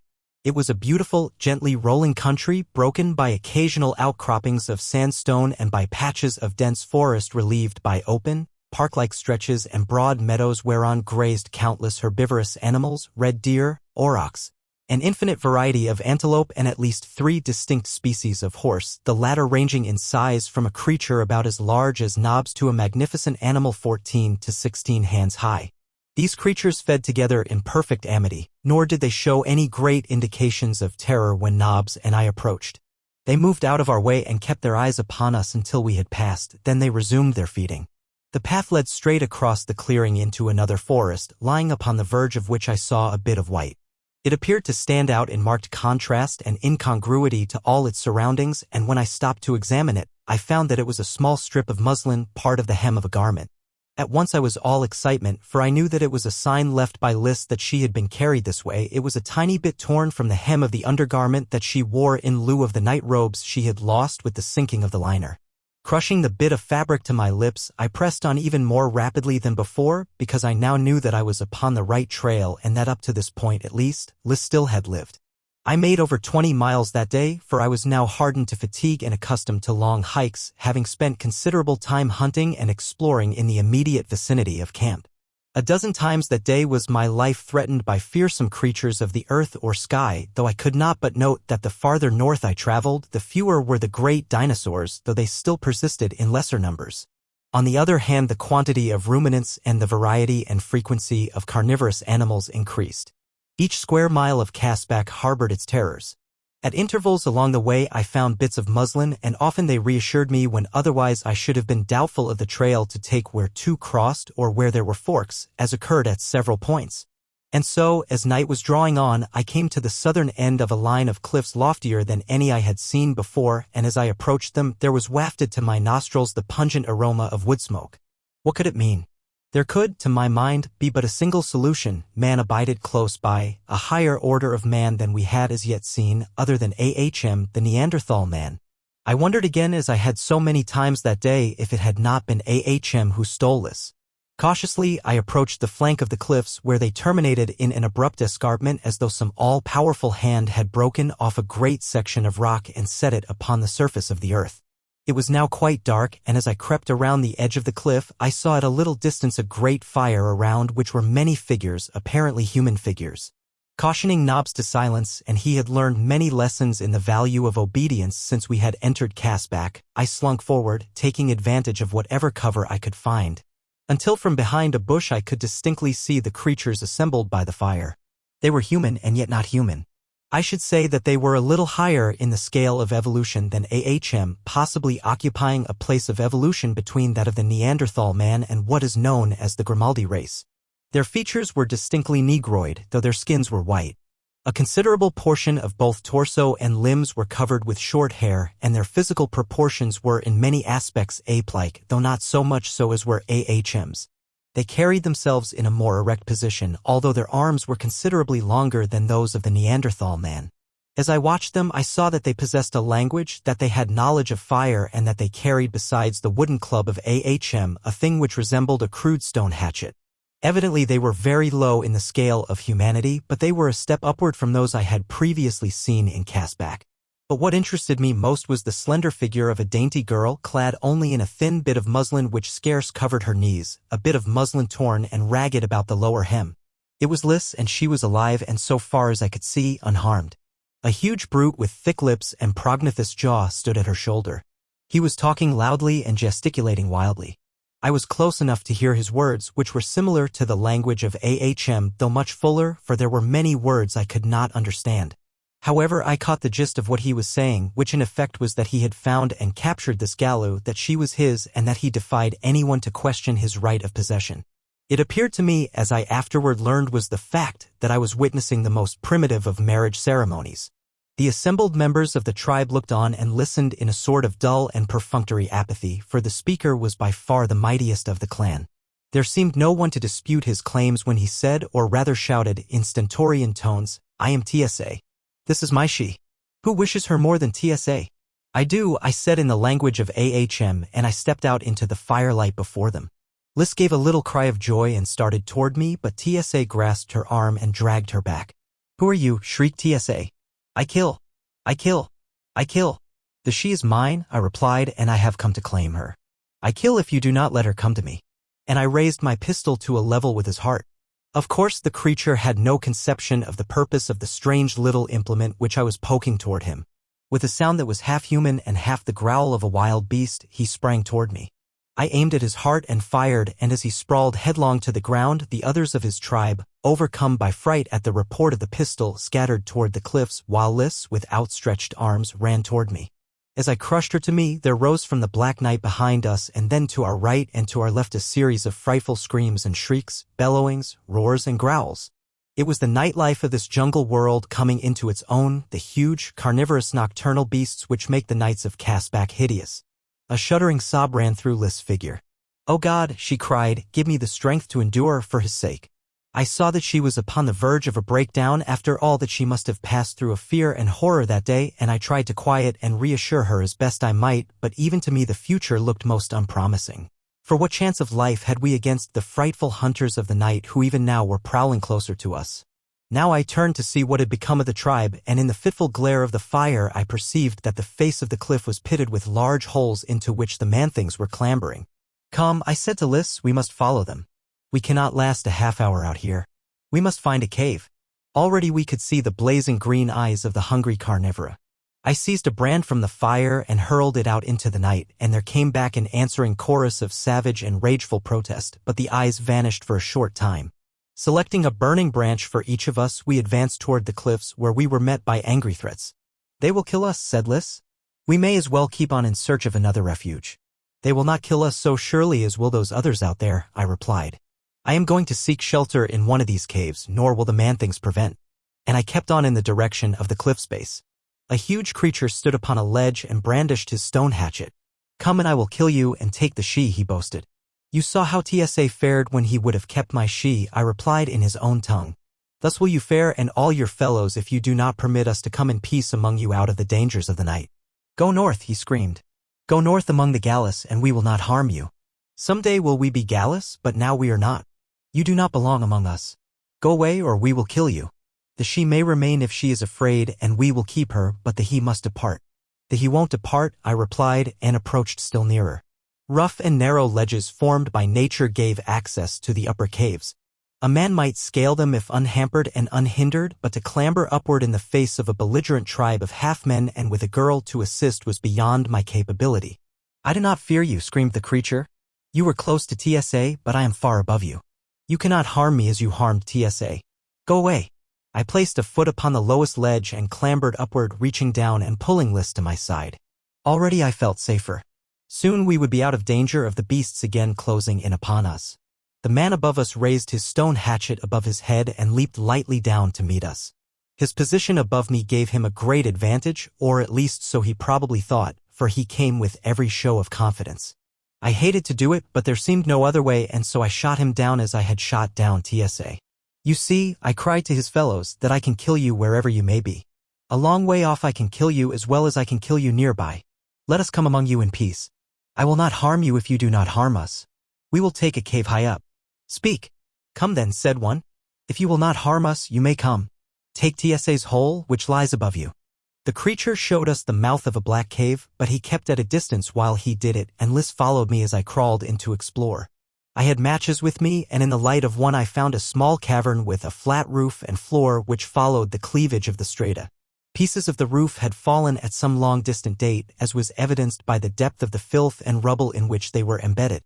Even a superficial examination revealed the fact that nothing had ever been attempted that might have improved the livability of the cavern, nor, should I judge, had it ever been cleaned out. With considerable difficulty, I loosened some of the larger pieces of broken rock which littered the floor and placed them as a barrier before the doorway. It was too dark to do more than this. I then gave Liz a piece of dried meat, and sitting inside the entrance, we dined as must have some of our ancient forebears at the dawning of the age of man, while far below the open diapason of the savage night rose weird and horrifying to our ears. In the light of the great fire still burning, we could see huge, skulking forms, and in the blacker background countless flaming eyes. Liz shuddered, and I put my arm around her and drew her to me, and thus we sat throughout the hot night. She told me of her abduction and of the fright she had undergone, and together we thanked God that she had come through unharmed, because the great brute had dared not pause along the danger-infested way. She said that they had but just reached the cliffs when I arrived, for on several occasions her captor had been forced to take to the trees with her to escape the clutches of some hungry cave lion or saber-toothed tiger, and that twice they had been obliged to remain for considerable periods before the beasts had retired.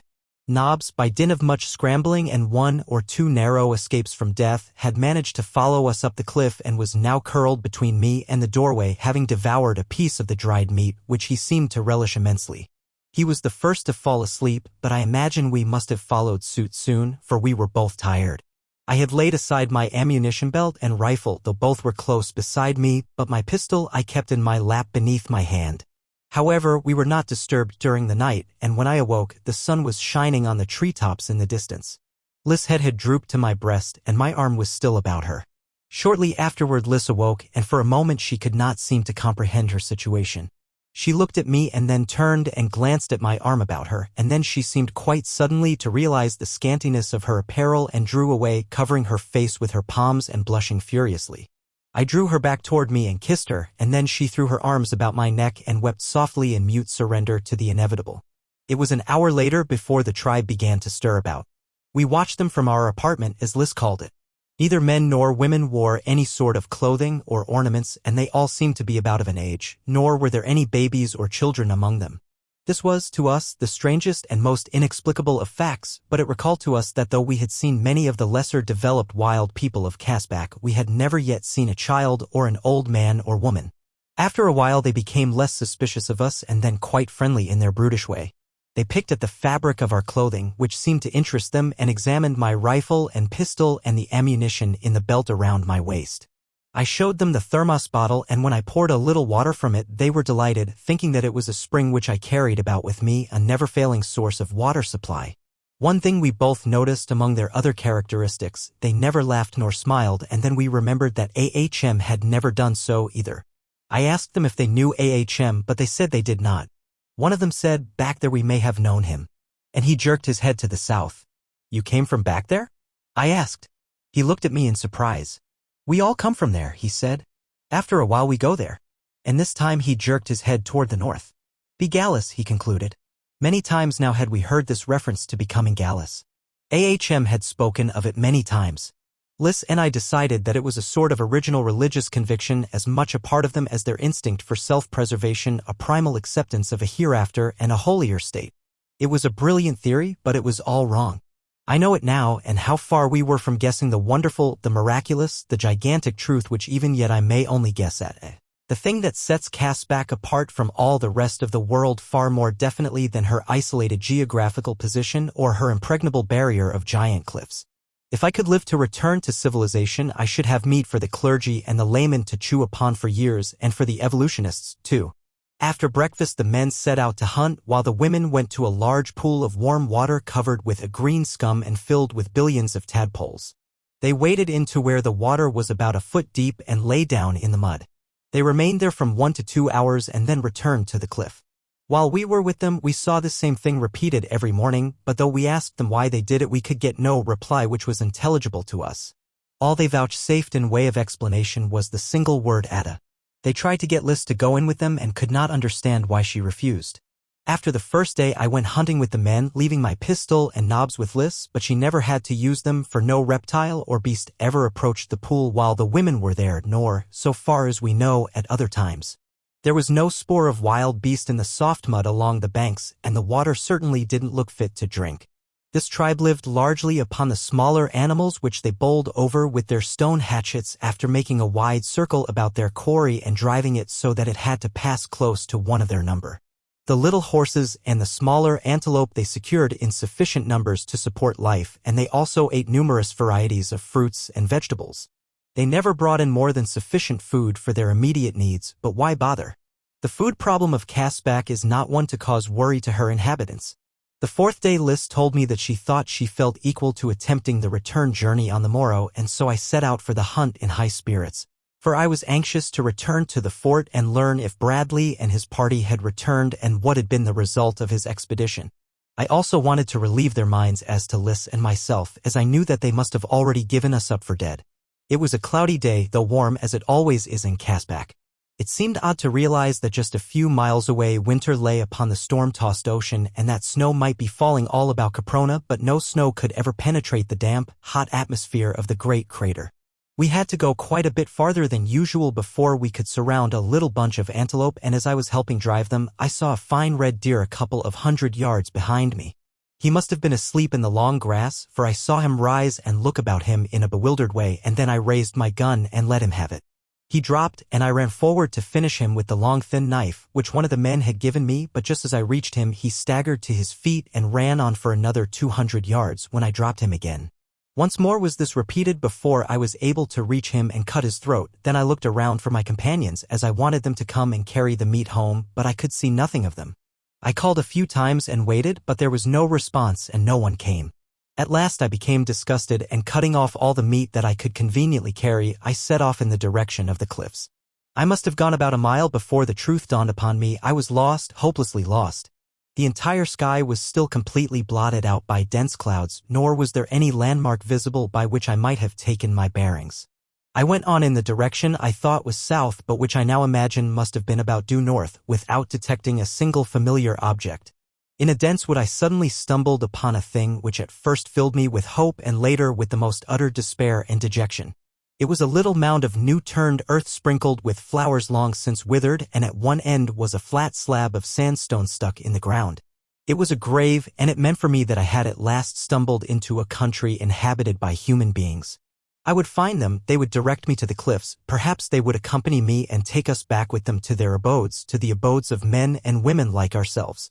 My hopes and my imagination ran riot in the few yards I had to cover to reach that lonely grave and stoop that I might read the rude characters scratched upon the simple headstone. This is what I read. Here lies John Tippett, Englishman, killed by Tyrannosaurus. September 10th, A.D. 1916. R.I.P. Tippett. It seemed incredible. Tippett lying here in this gloomy wood. Tippett dead. He had been a good man, but the personal loss was not what affected me. It was the fact that the silent grave gave evidence that Bradley had come this far upon his expedition, and that he too probably was lost, for it was not our intention that he should be long gone. If I had stumbled upon the grave of one of the party, was it not within reason to believe that the bones of the others lay scattered somewhere near? Chapter 9. As I stood looking down upon that sad and lonely mound, wrapped in the most dismal of reflections and premonitions, I was suddenly seized from behind and thrown to earth. As I fell, a warm body fell on top of me and hands grasped my arms and legs. When I could look up, I saw a number of giant figures pinioning me down, while others stood about surveying me. Here again was a new type of man, a higher type than the primitive tribe I had just quitted. They were a taller people, too, with better-shaped skulls and more intelligent faces. There were less of the ape characteristics about their features and less of the negroid, too. They carried weapons, stone-shod spears, stone knives, and hatchets, and they wore ornaments and breechcloths, the former of feathers worn in their hair and the latter made of a single snakeskin cured with the head on, the head depending to their knees. Of course I did not take in all these details upon the instant of my capture, for I was busy with other matters. 3 of the warriors were sitting upon me, trying to hold me down by main strength and awkwardness, and they were having their hands full in the doing, I can tell you.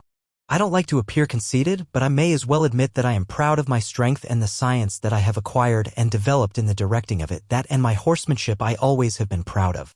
And now, that day, all the long hours that I had put into careful study, practice, and training brought me in 2 or 3 minutes a full return upon my investment. Californians, as a rule, are familiar with jiu-jitsu, and I especially had made a study of it for several years, both at school and in the gym of the Los Angeles Athletic Club, while recently I had in my employ a Jap who was a wonder at the art.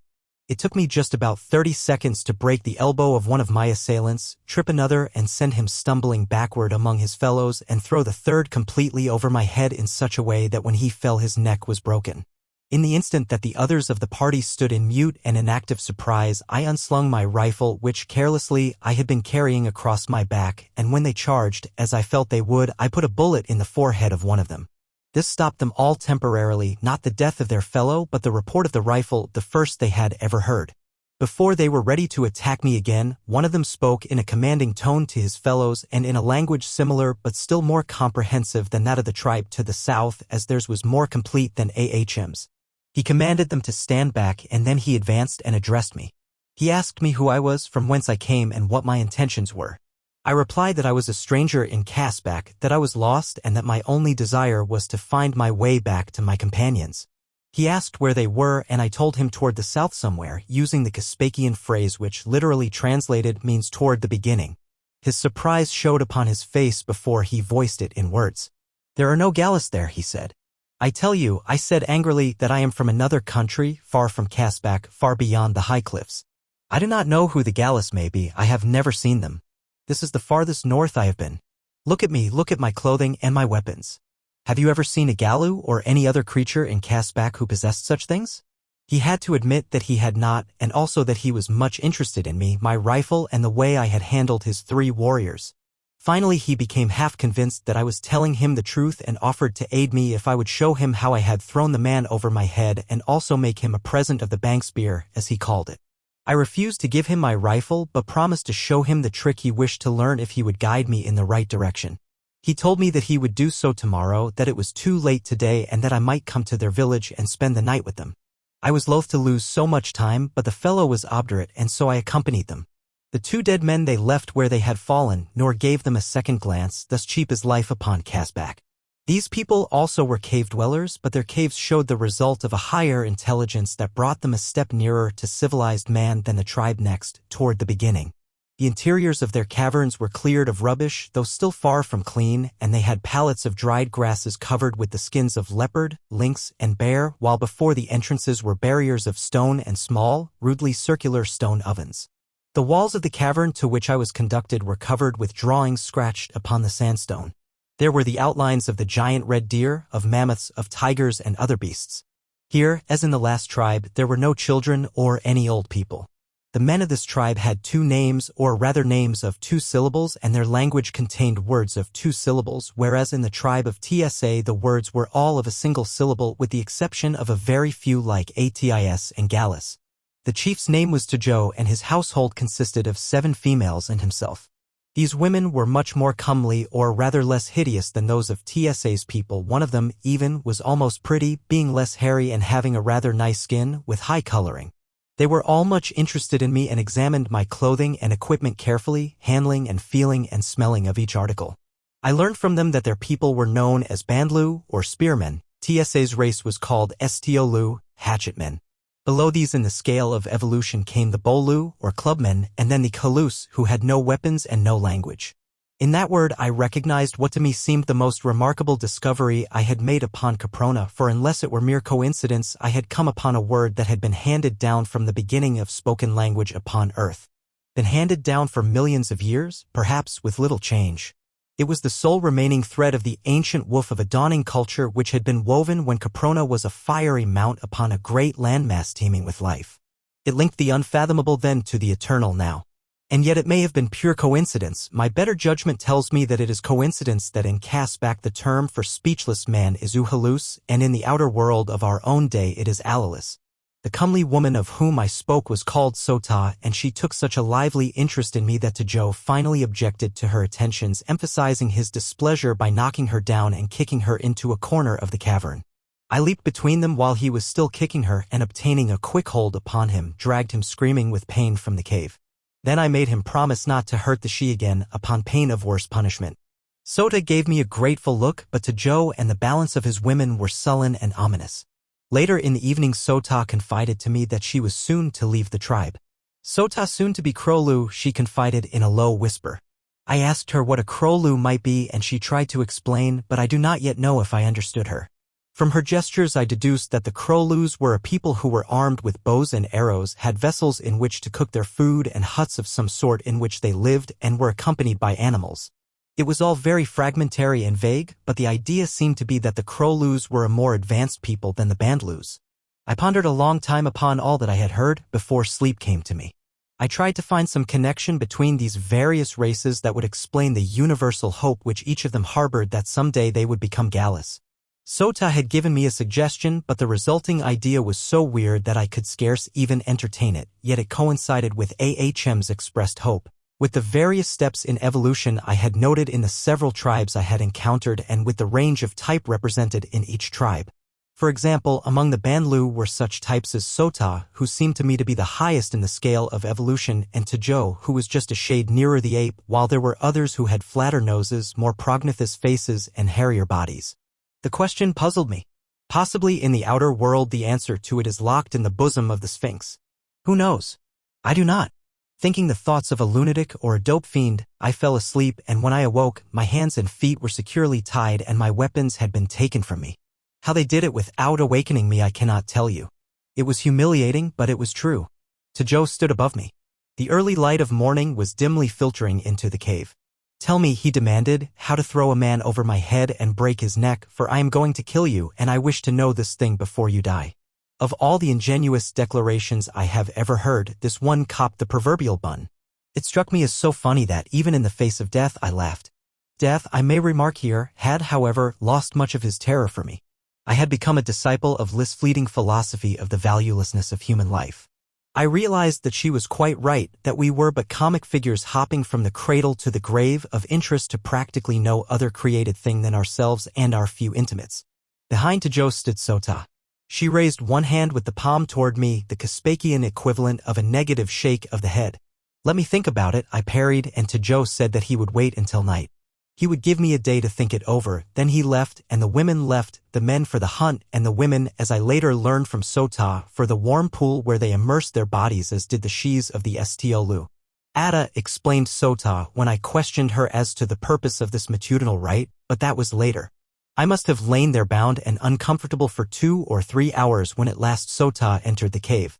She carried a sharp knife, mine, in fact, and with it she cut my bonds. Come, she said. Sota will go with you back to the Gallus. It is time that Sota left the Bandlu. Together we will go to the Krolu and after that the Gallus. Tejo will kill you tonight. He will kill Sota if he knows that Sota aided you. We will go together. I will go with you to the Krolu, I replied, but then I must return to my own people toward the beginning. You cannot go back, she said. It is forbidden. They would kill you. Thus far have you come, there is no returning. But I must return, I insisted. My people are there. I must return and lead them in this direction. She insisted and I insisted, but at last we compromised. I was to escort her as far as the country of the Krolu, and then I was to go back after my own people and lead them north into a land where the dangers were fewer and the people less murderous. She brought me all my belongings that had been filched from me, rifle, ammunition, knife, and thermos bottle, and then hand in hand we descended the cliff and set off toward the north. For 3 days we continued upon our way until we arrived outside a village of thatched huts just at dusk. Sota said that she would enter alone. I must not be seen if I did not intend to remain, as it was forbidden that one should return and live after having advanced this far. So she left me. She was a dear girl and a stanch and true comrade, more like a man than a woman. In her simple barbaric way she was both refined and chaste. She had been the wife of Tejo. Among the Krolu she would find another mate after the manner of the strange Caspakian world, but she told me very frankly that whenever I returned, she would leave her mate and come to me as she preferred me above all others. I was becoming a ladies' man after a lifetime of bashfulness.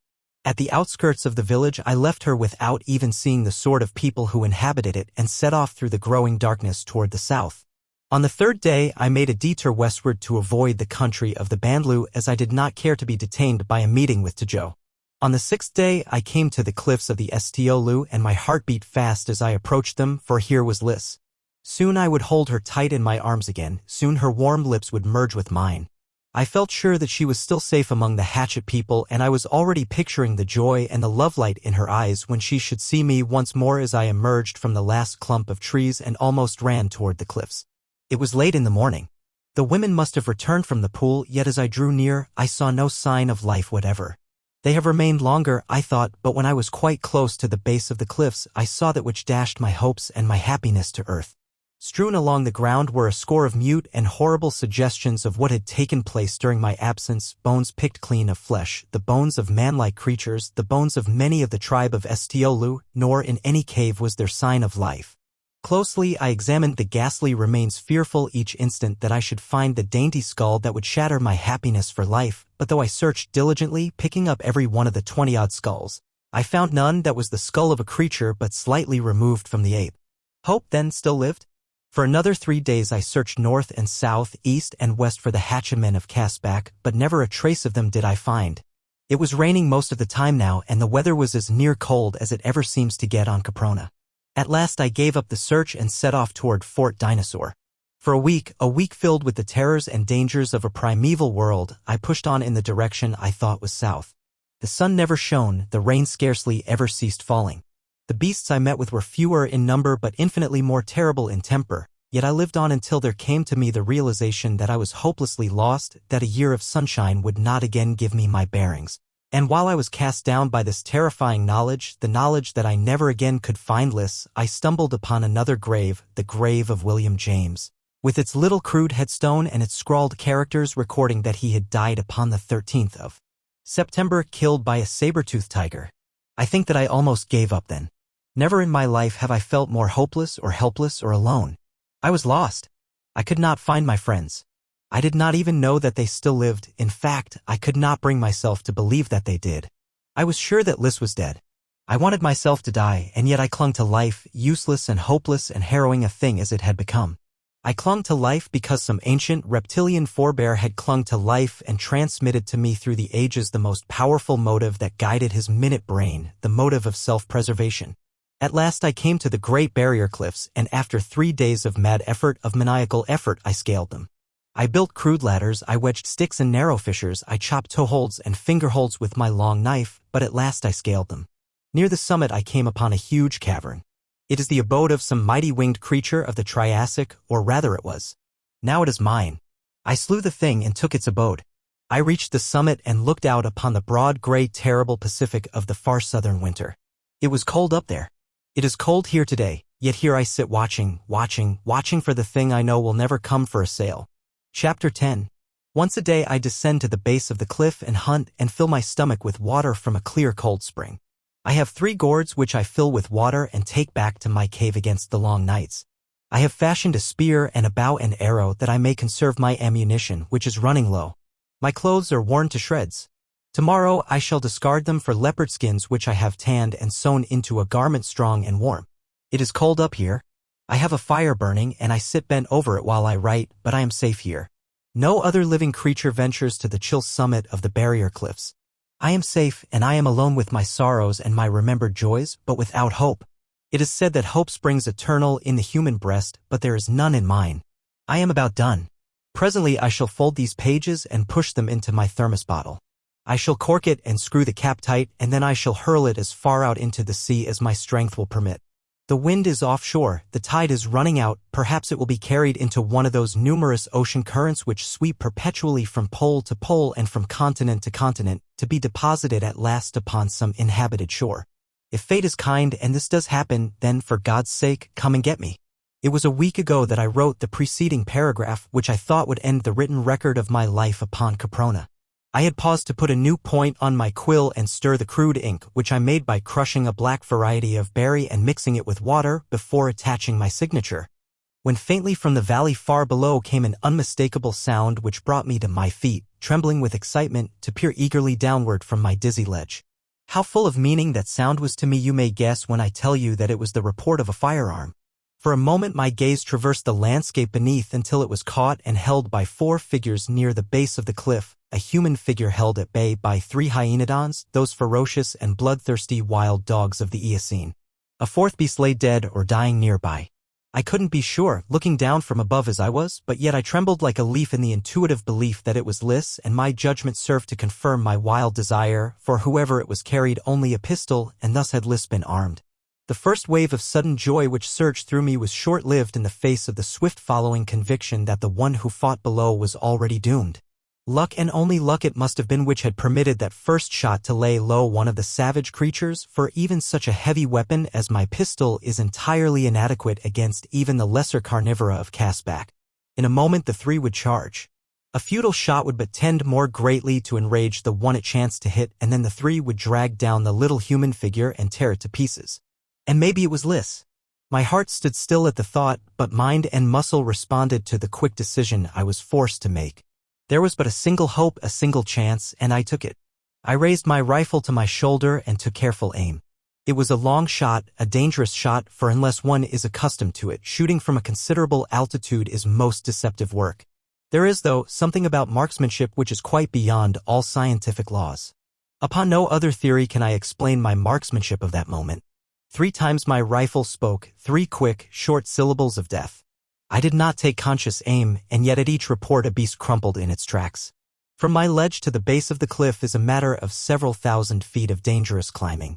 Yet I venture to say that the first ape from whose loins my line has descended never could have equaled the speed with which I literally dropped down the face of that rugged escarpment. The last 200 feet is over a steep incline of loose rubble to the valley bottom, and I had just reached the top of this when there arose to my ears an agonized cry, "Bowen! Bowen! Quick, my love, quick!" I had been too much occupied with the dangers of the descent to glance down toward the valley, but that cry which told me that it was indeed Lys, and that she was again in danger, brought my eyes quickly upon her in time to see a hairy, burly brute seize her and start off at a run toward the nearby wood. From rock to rock, chamois-like, I leaped downward toward the valley in pursuit of Lys and her hideous abductor. He was heavier than I by many pounds, and so weighted by the burden he carried that I easily overtook him, and at last he turned, snarling, to face me. It was Ko of the tribe of TSA, the hatchet men. He recognized me, and with a low growl he threw Lys aside and came for me. "The she is mine," he cried. I kill. I had had to discard my rifle before I commenced the rapid descent of the cliff, so that now I was armed only with a hunting knife, and this I whipped from its scabbard as Ko leaped toward me. He was a mighty beast, mightily muscled, and the urge that has made males fight since the dawn of life on earth filled him with the bloodlust and the thirst to slay, but not one whit less did it fill me with the same primal passions.